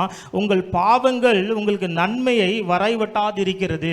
அப்படி நம்ம பாவங்கள் தான். அப்ப நம்மளுடைய பாவங்கள் நாம் மன்னிக்கும் போது, நம்மளுடைய பாவங்களை அறிக்கை செய்யும் போது தான் நம்மளுக்கு என்ன பண்ணுவோம்? ஆண்டவர் என்ன பண்ணுவார்? நன்மையான காரியத்தை செய்யும். அப்போ நம்ம பாவங்களை அறிக்கை செய்வதற்கு, அதற்கு சரி செய்வதற்கு என்ன வேணும் அப்படின்னோம்னா, ஆண்டவர் ரத்தம் இருந்தால் மட்டும்தான் அந்த பாவம் நிவர்த்தியாக்க முடியும். அதனால இயேசுவின் ரத்தத்தினால் நம்ம என்ன பண்ணோம்? கழுவப்பட்டவர்களாக இருக்கிறனால தான் அந்த கம்யூனியனை நம்ம ஆசரிக்கிறோம். எதற்கு அந்த கம்யூனியனை மாதம் மாதம் அல்லது வாரம் சில நாட்கள் ஏன் இந்த கம்யூனியன் வைக்கிறோம் அப்படின்னோம்னா, நம்ம சுத்திகரிக்கப்பட வேண்டிய சில காரியங்களை நம்ம சுத்திகரிக்கப்படுவதற்கும், சில பாவங்களை விடுவதற்கும். தன் பாவங்களை மறைக்கிறவன் வாழ்வடைய மாட்டான், அவைகளை அறிக்கை செய்து விட்டு விடுகிறோனோ இரக்கம் பெறுவான். அப்ப அந்த இரக்கம் பெறுவதற்காக தான் அந்த ரத்தம். அந்த இரக்கம் பெறுவது எதுல இருக்கு? ஏசப்பாட்ட கிட்டி நெருங்கிறதுக்கு எந்த ஒரு காரியம் இருக்குது அப்படின்னோம்னா, ஆண்டவராக இயேசு கிறிஸ்து ரத்தம் தான் நம்மளுடைய பாவங்களை நிவர்த்தி செய்கிறது. அதே போல மார்க் 15:38 நாம் வாசிப்போமானால், மார்க் 15:38 எல்லாத்துக்கும் தெரிஞ்ச வசனம் தான். மார்க் 15:38 தேவாலயத்தில்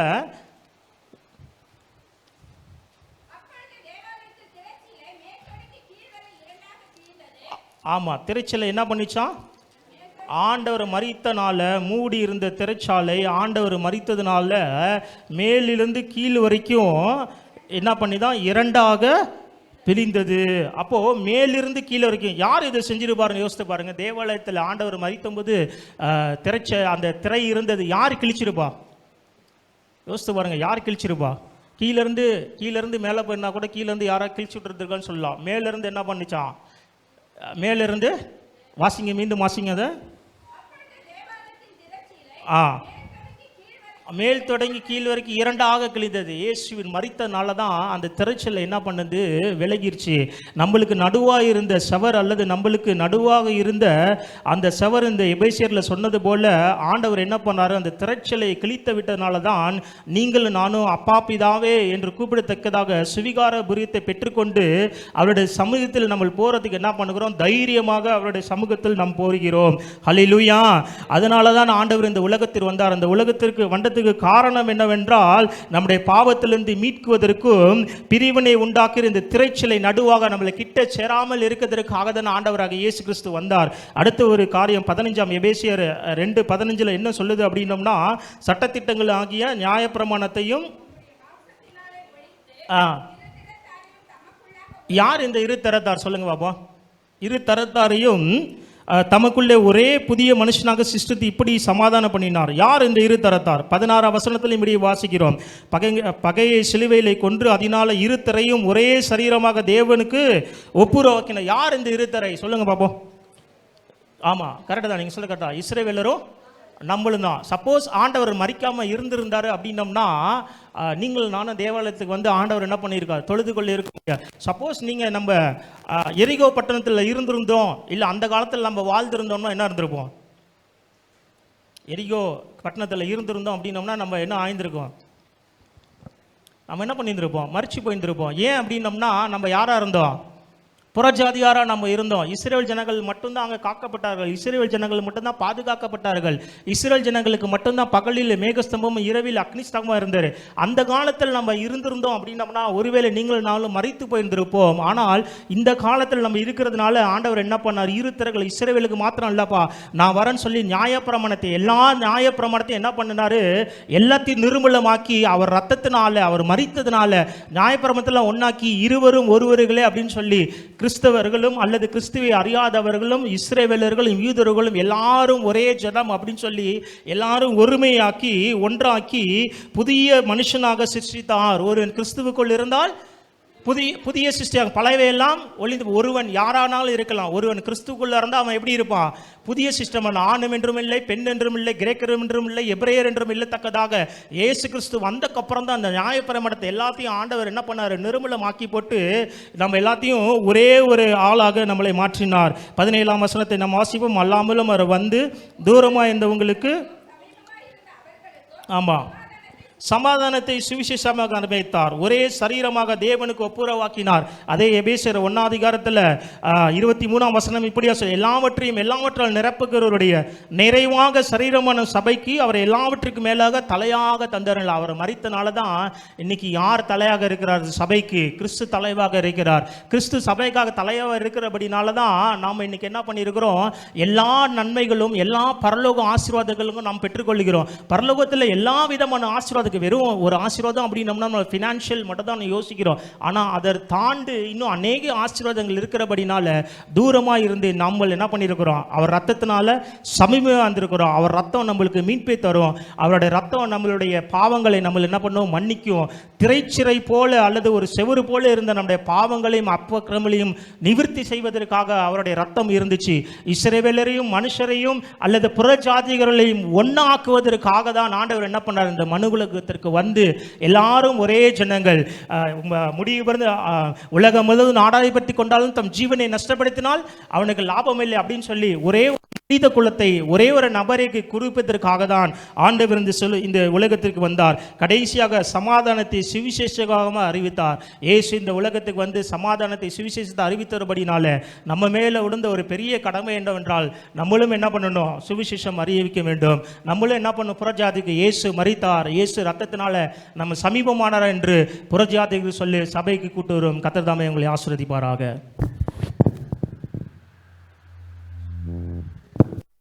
ஹல்லேலூயா, ஹல்லேலூயா. நல்ல வார்த்தைகளை கேட்டும் தூரமாக பரிசுத்த நாமத்திற்கு மகிமை உண்டாகட்டும். இந்த காலை வேளையில் வந்திருக்கிறவங்க யாவரையும் இயேசுவின் நாமத்தினாலே வாழ்த்தி வரவேற்கிறேன். இந்த நாளிலுமே கொடுக்கப்பட்ட சத்தியத்தை, அதாவது எபேசியர் 2:19 யாராவது ஒருவர் வாசிக்க கேட்போம்.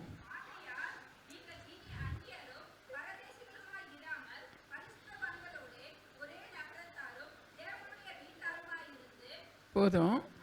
இனி அந்நியரும் பரதேசிகளுமாயிராமல் பரிசுத்தவான்களோட ஒரே நகரத்தாரும் தேவனுடைய வீட்டாருமாயிருந்து, நாம் இனி என்ன இல்லை, அந்நியர் இல்லை, பரதேசி இல்லை, மாறாக ஒரே நகரத்தாரும் தேவனுடைய வீட்டாருமாய் இருக்கிறோம். ஆமேன். அதை குறித்து தான் இந்த நாளில் நாம் சத்தியத்தை கேட்க போகிறோம். சரிங்களா? இந்த ஒரே ஏற்கனவே இதை குறித்து நான் இந்த ஒரே நகரத்தாரும் ஒரே வீட்டாரும் அப்படிங்கிற வார்த்தையை நாம் பார்க்கும் பொழுது இதை நம்ம எபேசியர் 2:11 நம்ம பார்த்தா தான் இதில் நம்ம யார், ஒரே நகரம் யார், ஒரே வீட்டார் யாருங்கிறது தெரியும். அந்த 11 வாசிக்கிறோம். ஆனபடியினால் முன்னே மாம்சத்தின்படி நாம் புறஜாதியராயிருந்தோம். ஆமேன். மாம்சத்தின்படி எப்படி இருந்தோம்? பிரபுநேசன் சொன்னார், என்ன சொன்னார்? அந்த இருதிரத்தார் யார், நடுச்சுவர் யார் அப்படின்னு சரியாக இன்டர்பிரேட் பண்ணும் பொழுது அந்த நடுச்சுவர் நம்மை பிரிக்கிற நியாயப்பிரமாணம். அந்த இரு தினத்தார் இஸ்ரவேலர்கள் ஒருத்தரும் புறஞ்சாதியின் மார்க்கத்தை சேர்ந்தவர்கள். புரியுதா? அதனால தான் இந்த வசனம் சொல்லுகிறது, ஆனபடியினால் முன்னே மாம்சத்தின்படி புறஞ்சாதியராயிருந்தோம். ஆமேன். மாம்சத்தின்படி ஐயா சொன்னாங்களே, அக்கிரமத்தினாலும் பாவங்களினாலும் மரித்தவர்களாயிருந்த நம்மை கிறிஸ்துவுடனே கூட அவர் உயிர்ப்பித்தார். ஆமேன். சரிங்களா? அதனால நாம் முன்னாடி வானமண்டலத்திற்குரிய அதிகார பிரபுவாகிய அவனுக்குள்ளாக நாம் அழைக்கப்பட்டிருந்தோம். யாருடைய பிள்ளையா இருந்தோம்? அவங்க தான் நம்மளை ஆண்டுகிட்டு இருந்தாங்க. ஆனால் மாம்சத்தில் இருந்தோம். மாம்சத்தின்படி புறஜாதிகளாக இருந்த நம்மை கிறிஸ்து இயேசு நம்மை தெரிந்து கொண்டது நிமித்தம் புதிய சிருஷ்டியாய் புது உடன்படிக்கையின் கீழ் அழைக்கப்பட்டிருக்கிறோம். ஆமேன். அல்லேலூயா, அல்லேலூயா. இத்தனை சந்தோஷமா இருக்கீங்க.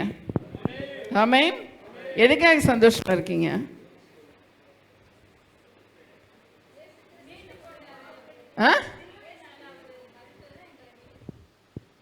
வேற எதுக்காக சந்தோஷமா இருக்கீங்க?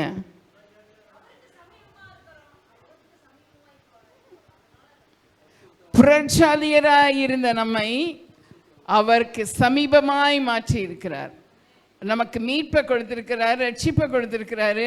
அதனால் நாம் சந்தோஷமாக இருக்கோம். இன்னைக்கு எத்தனை பேர் துக்கத்தோடு வந்திருக்கிறீங்க? ஏசாமி மறிச்சிட்டாரு, அதனால எனக்கு ரொம்ப துக்கம், நெஞ்சு அடைக்குதுன்னு சொல்கிறவங்க சொல்லுங்கள். Very good. விழிப்புள்ளவங்கள தான் இருக்கிறீங்க. இன்றும் அவர் ஜீவன் உள்ளவராக இருக்கிறதுனால நம்ம என்ன பண்ணணும்? அவர் செத்தாருங்கிறதுக்காக, அவர் மட்டும் சாகலை என்றால் நமக்கு ரட்சிப்பு வீணாக இருக்கும், மீட்பு வீணாக இருக்கும். அவர் மறிச்சதுனால தான் அந்த விலையேறப்பெற்ற அந்த இரத்தத்தினாலே நாம் கிறிஸ்துவுடன் கூட சமீபமாக இருக்கிறோம். அப்போ எத்தனை பேர் ஜீவனுள்ள தேவனோட நான் இருக்கேன்னு சொல்லி சொல்கிறவங்களாம் அல்லேலூயா சொல்லுங்க பார்க்கலாம். ஜீவனுள்ள தேவன் உங்களோட இருக்காரா? Very good. சரிங்களா? அடுத்த வசனம் இப்படியாக சொல்லி வாசுங்க. புறஜாதியராக இருந்து மாம்சத்தில் கையினாலே செய்யப்படுகிற விருத்த சேதனம் உடையவர்களால் விருத்த சேதனம் இல்லாதவர்கள் எண்ணப்பட்ட நீங்கள். அந்த நாட்களில் இஸ்ரவேல் ஜனங்களுக்கு தான் மாம்சத்தின்படி விருத்த சேதனம். ஏன்னா இஸ்ரவேல் ஜனங்கள் ஏன் ஜனம்? ஆண்டவர் சொல்றாரு, இவர்கள் என் சொந்த ஜனமாயிருப்பார்கள், இவர் என் சொந்த சம்பத்து, இவர்களுக்கு நான் தேவனாயிருப்பேன். ஆனால் அது பழைய உடன்படிக்கை, பழைய ஏற்பாட்டுக்காரர்கள். இப்போ புதிய உடன்படிக்கைக்கு நம்ம வந்துட்டோம் இல்லையா? இப்போ புதிய உடன்படிக்கைக்கு என்ன சொல்றாரு? பழைய உடன்படிக்கை சொல்றாரு, அவர்களுக்கு நான் தேவனாயிருப்பேன், அவர்கள் என் ஜனமாயிருப்பார்கள், என் சொந்த சம்பத்து, என் ஜனம், என் சொத்துன்றாரு. நம்மள என்ன சொல்றாரு? நமக்கு என்னன்னா புத்திர சுவிகாரத்தின் ஆவியை, God has given us a sonship. அவங்களுக்கு காட்டிலும் நம்ம பெஸ்ட் சுதந்திரவாளியா இருக்கோமா இல்லை எப்படி? பெஸ்டாக தான் இருக்கும். பழைய உடன்படிக்கைக்கு கீழ்பட்டவங்களுக்கு சொந்த ஜனம், சொந்த சம்பத்து. ஆனால் புதிய உடன்படிக்கை கீழ்பட்ட நமக்கு புத்திர சுவிகாரத்தின் ஆவியாய் கொடுத்து அவர் பிள்ளைகளாய் மாற்றி இருக்கிறார். பிதாவுக்கு இயேசு கிறிஸ்து சுதந்திரவாளி, அவரோடு கூட நாம் பிதாவிற்கு சுதந்திரவாளியாகவும் கிறிஸ்து இயேசுக்கு எவ்வளோ பெரிய மேன்மையை கொடுத்துருக்காரு பார்த்தீங்களா? கரங்களை தட்டுங்க. எவ்வளோ ஒரு மேன்மையை கொடுத்து நம்மளை வச்சிருக்காரு ஆசீர்வாதமாக. சரிங்களா? அப்போ அந்த நாட்களில் விருத்த சேதனம் பண்ணப்பட்டாதான் ஏன் ஜனம்னு சொல்கிறாரு. இந்த நாட்களில் விருத்த சேதனம் மாம்சத்தின் படி அல்ல, ஆனால் விருத்த சேதனம் பண்ணப்படணும். எது விருத்த சேதனம் பண்ணப்படணும்? உங்கள் இருதயம் விருத்த சேதனம் பண்ணப்பட வேண்டும். இருதயத்தில் உள்ள எல்லா கசடு, அழுக்கு, மாம்சிகத்திற்குரிய காரியங்கள் எல்லாம் இருதய விருத்த சேதனம் இல்லாமல் தேவனை ஒருவருமே தரிசிக்க, இருதயத்தில் சுத்தமுள்ளவர்கள் பாக்கியவான்கள், அவர்கள் தேவனை தரிசிப்பார். தேவனை தரிசிக்க, தேவனோடு கூட போய் நாம் ஐக்கியம் வைக்க, அவர் வரும் நாளில் அவரோடு கூட சந்திக்க ஆயத்தமாக இருக்கணும். உன் இருதயம் சுத்தமாக இருக்கணும். இருதய சுத்தம் இல்லாமல் இருதயத்தில் பலவிதமான காரியங்களை உள்ள போட்டு அடைச்சிட்டு நீங்கள் போய் இயேசுவன் அந்த சகோதரன் வாசாங்க ஏசாயால, உங்கள் பாவம் உங்கள் அக்கிரமம் உங்களுக்குள்ள இருக்கும் பொழுது நீங்கள் கூப்பிட்ற அந்த கூக்குரலை கூட அவருக்கு எட்டாது,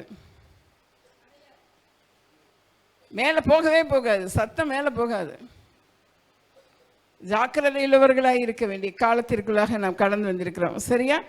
இருதய விருத்த சேதனம் முக்கியமாக ரொம்ப தேவை. அக்காலத்திலே கிறிஸ்துவை சேராதவர்களும்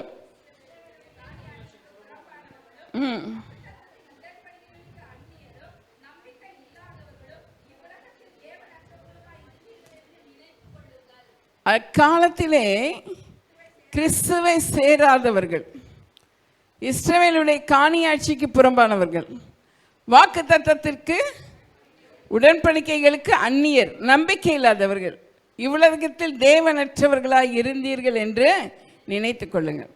அப்போ அந்த காணி ஆட்சிக்கு, அதாவது கிறிஸ்துவை சேர்ந்தவர்கள் தான் காணி ஆட்சிக்கு உட்பட்டு இருப்பாங்க. இப்போ நம்மெல்லாம் காணி ஆட்சிக்கு புறம்பாக இருப்போம். அதாவது ஃபாரினர்ஸ், இங்கிலீஷ் பைபிள் அப்படி தான் இருக்குது. ஃபாரினர்ஸாக இருந்தோம், தேவனை அறியாத ஜனங்களாக இருந்தோம். ஆனால் எகிப்தின் அடிமைத்தளத்திலிருந்து இஸ்ரவேல் ஜனங்களை புறப்பட பண்ணி வனாந்தரத்தின் வழியாக வழி நடத்தப்பட்ட பொழுது அவர்களுக்கு ஆராதிக்க ஒரு கூடாரம் இல்லாமல் போயிற்று. அதனால் ஆண்டவர் மோசையை பார்த்து சொன்னார், நீ ஒரு ஆசரிப்பு கூடாரத்தை நிறுவன. ஆசரிப்பு கூடாரம் எங்கெல்லாம் அந்த ஆசரிப்பு கூடாரத்தை செஞ்சாச்சு அவர் நிறுவிட்டான். எங்கெல்லாம் அந்த ஆசரிப்பு கூடாரம் மேகம் போகுமோ அந்த மேகம் போகிற இடம் வழியாக ஆசரிப்பு கூடாரத்தை தூக்கிட்டே தான் போவாங்க. மேக ஸ்தலத்தில் ஆசரிப்பு கூடாரம் எஸ்டாப்ளிஷ் பண்ணி அங்கே காணியாட்சிக்கு நம்ம புறம்பானவர்கள், அவங்க காணியாட்சிக்கு உட்பட்டவங்க. அது முதலாவது ஆசாரியர்கள், அதுக்கப்புறம் லேவியர்கள், அதுக்கப்புறம் இஸ்ரவேல் ஜனங்கள் இருப்பாங்க. ஏன் அப்படின்னா அந்த நாட்களிலே அவர்களை சந்திக்கிறதுக்கு இயேசு என்ன பண்ணாரு? என்ன சொல்லியிருக்காரு? நான் உன்னை அங்கே சந்திப்பேன். எங்க சந்திப்பாரு? மகா பரிசுத்த ஸ்தலத்திலே நான் உன்னை சந்திப்பேன்னு சொன்னாரு. சரியா? ஏன்னா அங்கே நடு திரைச்சீலை இருக்கு. அந்த திரைச்சீலை கிழிக்கப்படலை. அந்த திரைச்சீலை கிழிக்கிறதுக்கு இயேசு பூமிக்கு வரணும். அவர் சரீரம் கிழிக்கப்பட்டாதான் அந்த திரைச்சீலை கிழியும். அப்போதான் அந்த நடு சுவர் தகர்க்கப்படும். சரியா? இப்போ இந்த நடுச்சுவர் தகர்க்கப்படாதபடிக்கு அந்த அந்த திரைச்சீலை இருக்கு. அப்போ இந்த இஸ்ரவேல் ஜனங்கள் இயேசுவை பார்க்கணும்னா ஆலயத்துக்கு தான் போகணும். ஏன்னா வேதத்தில் வாசிக்கிறோம், நாளாகமம் புஸ்தகத்திலே, என்னாலும் என் இருதயமும் என் நாமம் அங்கே வைக்கப்பட்டிருக்கும் ஆலயத்தில். அதனால அங்கே போய் தான் ஆண்டவர் அவங்க தொழுது கொள்ளக்கூடிய காலங்கள். ஆனால் புதிய உடன்படிக்கைக்கு கீழ் அடைக்கப்பட்ட நமக்கு ஆண்டவர் சொல்லியிருக்காரு, இயேசு பரிசுத்த ஆவியானவர் தங்கும் ஸ்தலமாய் நம் இருதயம் இருக்கிறபடினாலே நீயே ஆலயம் சொல்லிட்டார். அப்ப எவ்வளவு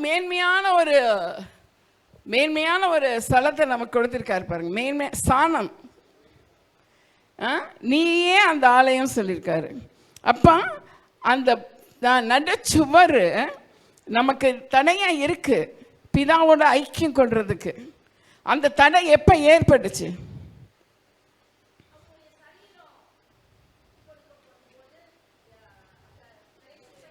எப்ப தடை ஏற்பட்டுச்சுன்னு கேட்கிறேன்.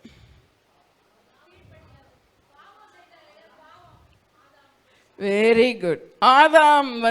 அதாவது ஆதாம் ஏவாளின் பாவம் இருந்த பொழுது ஏசு கிறிஸ்து அதுவரையிலும் அவர் டைரக்டா ரிலேஷன்ஷிப் வச்சுட்டு இருக்காரு. எப்படின்னா, ஆதாமே ஆதாமே நீ எங்க இருக்கிறாய் அப்படின்னு சொல்லிட்டு அன்னதினமும் அங்க ஆதாமோடு கூட காலையிலே குளிர்ந்த வேலையிலே மாலையிலே குளிர்ந்த வேலையில அவர் போய் ஃபெலோஷிப் வச்சுட்டு இருக்காரு. ஆனா ஏதேன் தோட்டத்தில் எல்லாத்தையும் படைச்சிட்டு இது எல்லாவற்றையும் அனுபவிக்க உனக்கு அதிகாரம் இருக்கு. ஆனா நான் சொல்ற ஒன்றை மட்டும் புசிக்காது.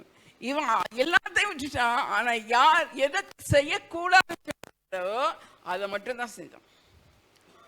அந்த பழத்தை புசித்து அதை கணவருக்கும் அவள் கொடுத்து, ஏன்னா பார்க்கறதுக்கு கண்ணுக்கு கவர்ச்சியா இருக்கு. அந்த கண்ணுக்கு கவர்ச்சியா இருக்கிறதுனால தான் யோபு சொல்றாரு, உன் கண்ணோட போய் முதல்ல உடன்படிக்கை பண்ணு, தீய காரியங்களை காணக்கூடாதபடி உன் கண்ணோட உடன்படிக்கை பண்ணு. அப்ப கவர்ச்சியா இருக்குன்னு சொல்லிட்டு அவ போய் ஆண்டவருடைய கட்டளையை மீறினதுனால் அங்கே ஃபெலோஷிப் கட் ஆயிடுச்சு. நான் ஏற்கனவே ஆவியை குறித்து எடுத்தேன், ஆத்மாவை குறித்து போன தடவை எடுத்தேன்.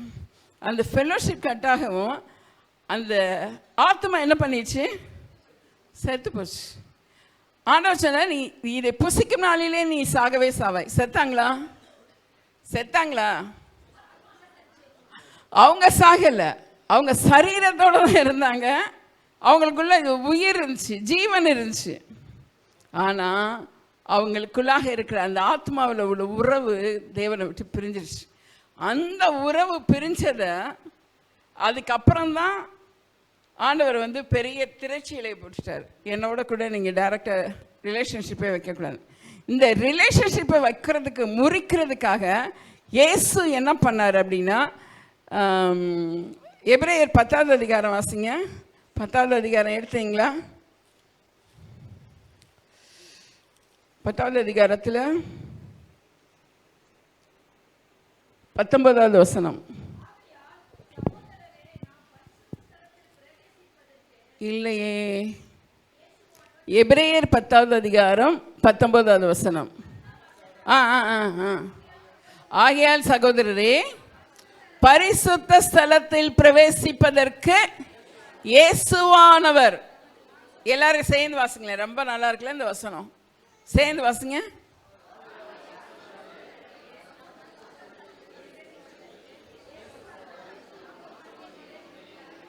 மாம்சமாகிய திரையின் வழியாய் புதிதும் ஜீவனுமான மார்க்கத்தை நமக்கு உண்டு பண்ணினார். ஆமென், ஆமென், ஹல்லேலூயா.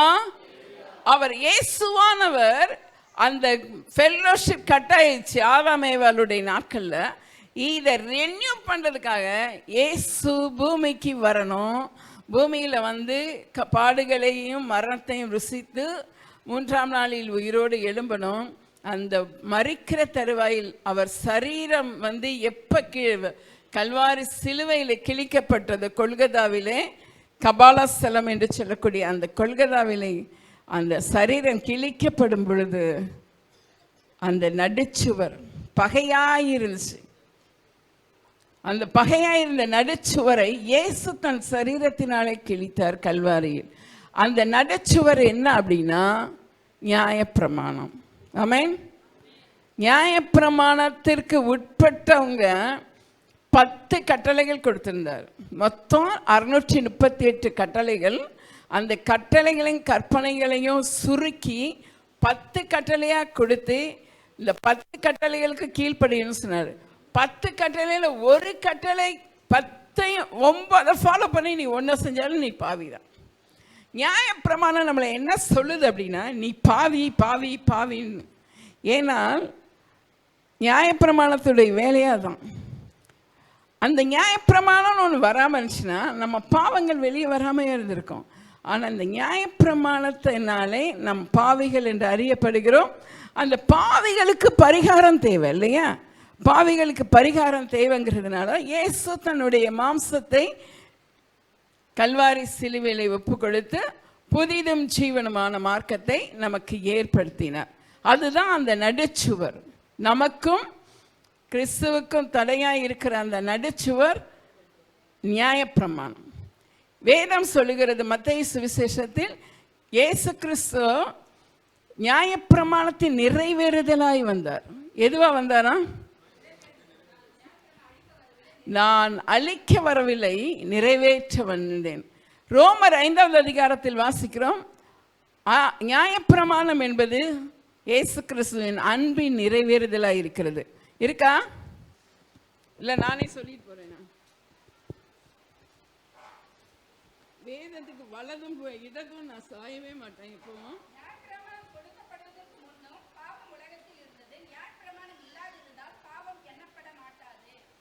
அதில் நியாயப்பிரமாணம் அன்பின் நிறைவேறுதலாக இருக்கிறது.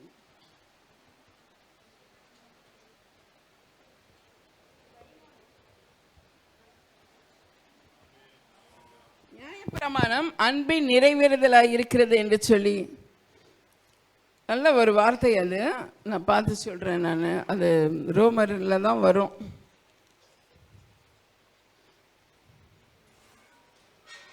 சரிங்களா? அப்போ நியாயப்பிரமாணம் இயேசு கிறிஸ்து அவருடைய சரீரத்தை கிழித்து நியாயப்பிரமாணத்தை நிறைவேற்றினார் அப்படின்னு சொல்லி கர்த்தருடைய வார்த்தை சொல்கிறது. சரியா? இப்போ இவங்க காணியாட்சிக்கு புறம்பானவர்களாக இருந்த நம்மை கிறிஸ்து நம்மோடு கூட இணைத்து முன்பு அந்த எபேசியர் 2:12 அக்காலத்திலே கிறிஸ்துவை சேராதவர்களாக இருந்தோம், காணியாட்சிக்கு புறம்பானவர்களாக இருந்தோம், வாக்கு தத்தத்தின் உடன்படிக்கைக்கு அந்நியராக இருந்தோம், நம்பிக்கை இல்லாதவராக இருந்தோம், தேவன் அற்றவர்களாக இருந்தோம். முன்னே தூரமாக இருந்த நம்மை கிறிஸ்து இயேசு அவர் இரத்தத்தினாலே நம்மை சமீபமாக்கினார். எப்படினில் நம்முடைய சமாதானக்காரனராகி இருதரத்தாரையும், ஜென்டைல்ஸ் இருதரத்தார், புறஜாதிகளையும், இன்னொருத்தங்க இஸ்ரவேல் ஜனங்கள் எல்லாரையும் இல்லை, இஸ்ரவேல் ஜனங்களில் ரட்சிக்கப்பட்டவங்க. ரட்சிக்கப்பட்ட யூதர்களையும் இருதிறத்தாரையும் தமக்குள்ளாக ஒரே மனுஷனாக சிருஷ்டித்து ஒரே நியூ, இவங்க தான் கால்டு நியூ கிரியேஷன், புது சிருஷ்டி. இருதிறத்தார், ஒன்று ஜென்டைல்ஸ், புது, அதாவது புறஜாதிகளும், அந்த பக்கம் இயேசுவை அறிந்து இயேசுவை சொந்த இரட்சகராக ஏற்றுக்கொண்ட யூத. இந்த ரெண்டு பேரும் எல்லா இஸ்ரவேல் ஜனங்களும் இல்லை, இருதிறத்தாரையும் ஒரு திறத்தாராக்கி தமக்குள்ளாக ஒரே புதிய மனுஷனாக சிருஷ்டித்து இப்படியே சமாதானம் பண்ணி பகையை சிலுவையினால் கொன்று அதனாலே இருதிறத்தாரையும் ஒரே சரீரமாக தேவனுக்கு அந்த ஒப்புரவாகுதலின் ஊழியத்தை, ரெக்கன்சிலேஷன், அந்த ஊழியத்தை இயேசு கல்வாரி சிலுவையில் நிறைவேற்றினது நிமித்தம் நாம் தேவனோடு கூட சேரும் ஸ்லாக்கியம், தேவனோடு கூட நேரடி ஐக்கியம், உறவுகளை வைத்துக்கொள்ள இது ஒரு பாலமாக அமைந்தது. இந்த உறவு நமக்கு பாலமாக அமைந்தது. அல்லாமலும் அவர் தூரமாக இருந்த உங்களுக்கும் சமீபமாக இருந்த அவர்களுக்கும்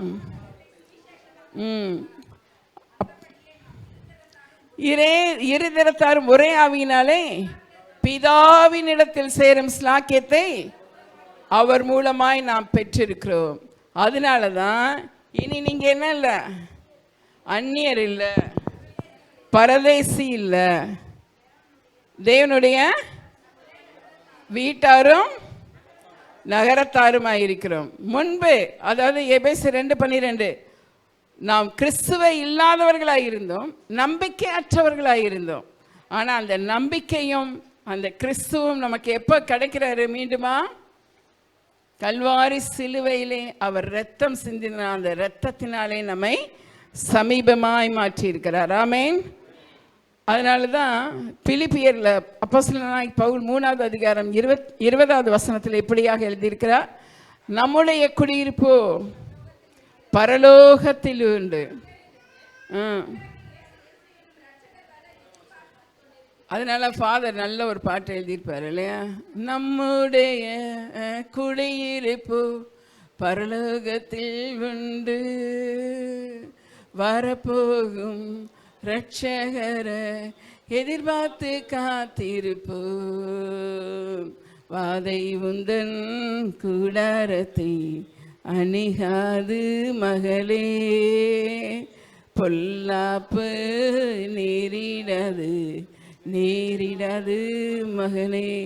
எபிரேயர் 12வது அதிகாரம் 22, 23 வசனங்களை நாம் வாசித்து முடிப்போம்.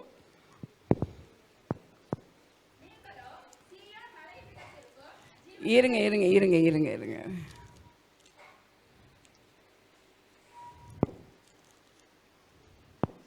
அதுக்கு முன்னாடி இருந்து வாசிங்க.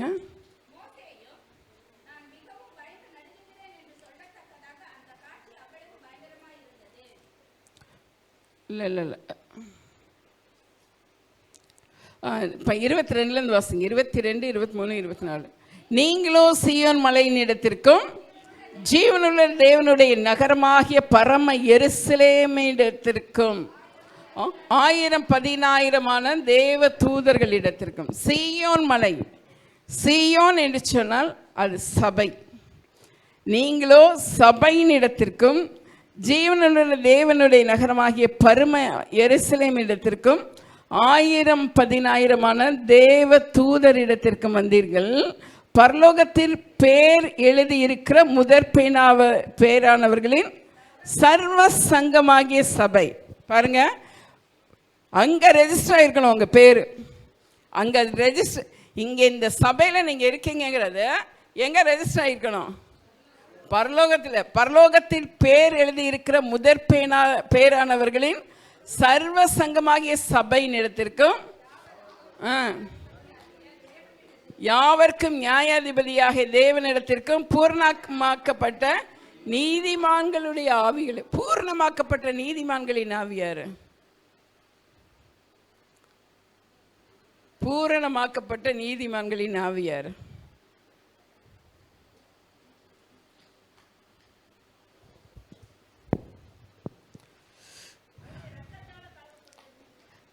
அவருடைய இரத்தத்தால் கழுவப்பட்டவங்க பூர்ணமாக்கப்பட்டாங்க. அந்த நீதிமான்களின் ஆவியில கொடுக்கு அந்த ஆவியார் நோவா காலத்தில் மரித்து அங்கே பேழையில் நோவா குடும்பம் காக்கப்பட்டது. இதை நீதிமானின் ஆவிகளிடத்திற்கு போய் அவர் பிரசங்கம் பண்ணி அவங்களையும் அந்த புதிய உடன்படிக்கை கீழே கொண்டு வரார். சரிங்களா? இது மாத்திரம் இல்லாமல் நீதிமான்களுடைய ஆவிகள் என்று சொன்னால் இந்த நாளிலே கிறிஸ்துவுக்குள் மரித்து இளைப்பாறுகிற, பரதேசில் இளைப்பாறுகிற அந்த ஆத்துமாக்கள், அவங்க தான் நீதிமான்களின் ஆவிகள். சரியா? நீதிமான்களின் ஆவிகள் இடத்திற்கும் புதிய உடன்படிக்கையின் மத்தியஸ்தராகிய இயேசுவின் இடத்திற்கும், புதிய உடன்படிக்கையின் கீழ் அடைக்கப்பட்ட நமக்கு மத்தியஸ்தர் யாரு? இயேசுவிடத்திற்கும் ஆபேலுடைய ரத்தம் பேசினதை பார்க்கிலும்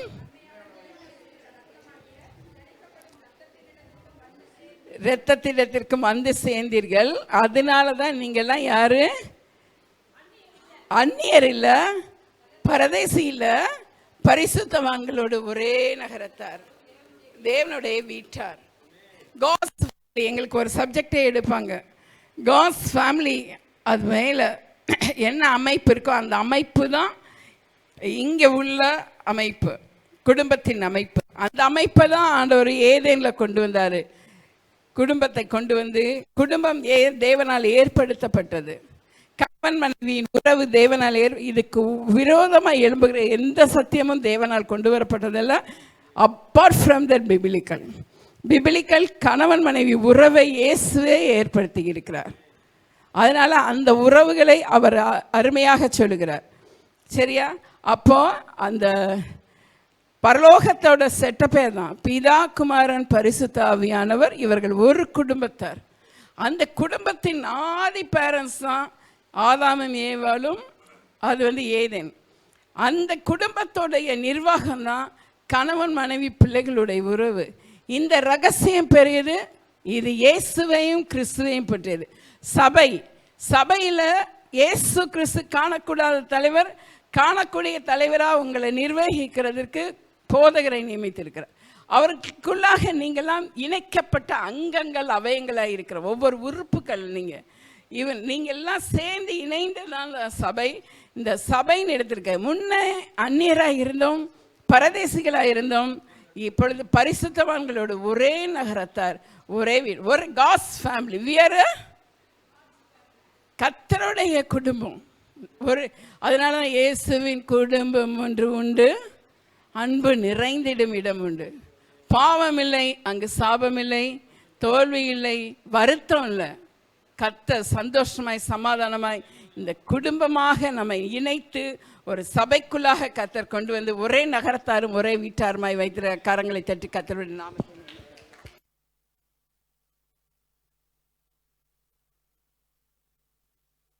ஆமென். ஹல்லேலூயா. சிலுவையின் பாடுகள், மரணம்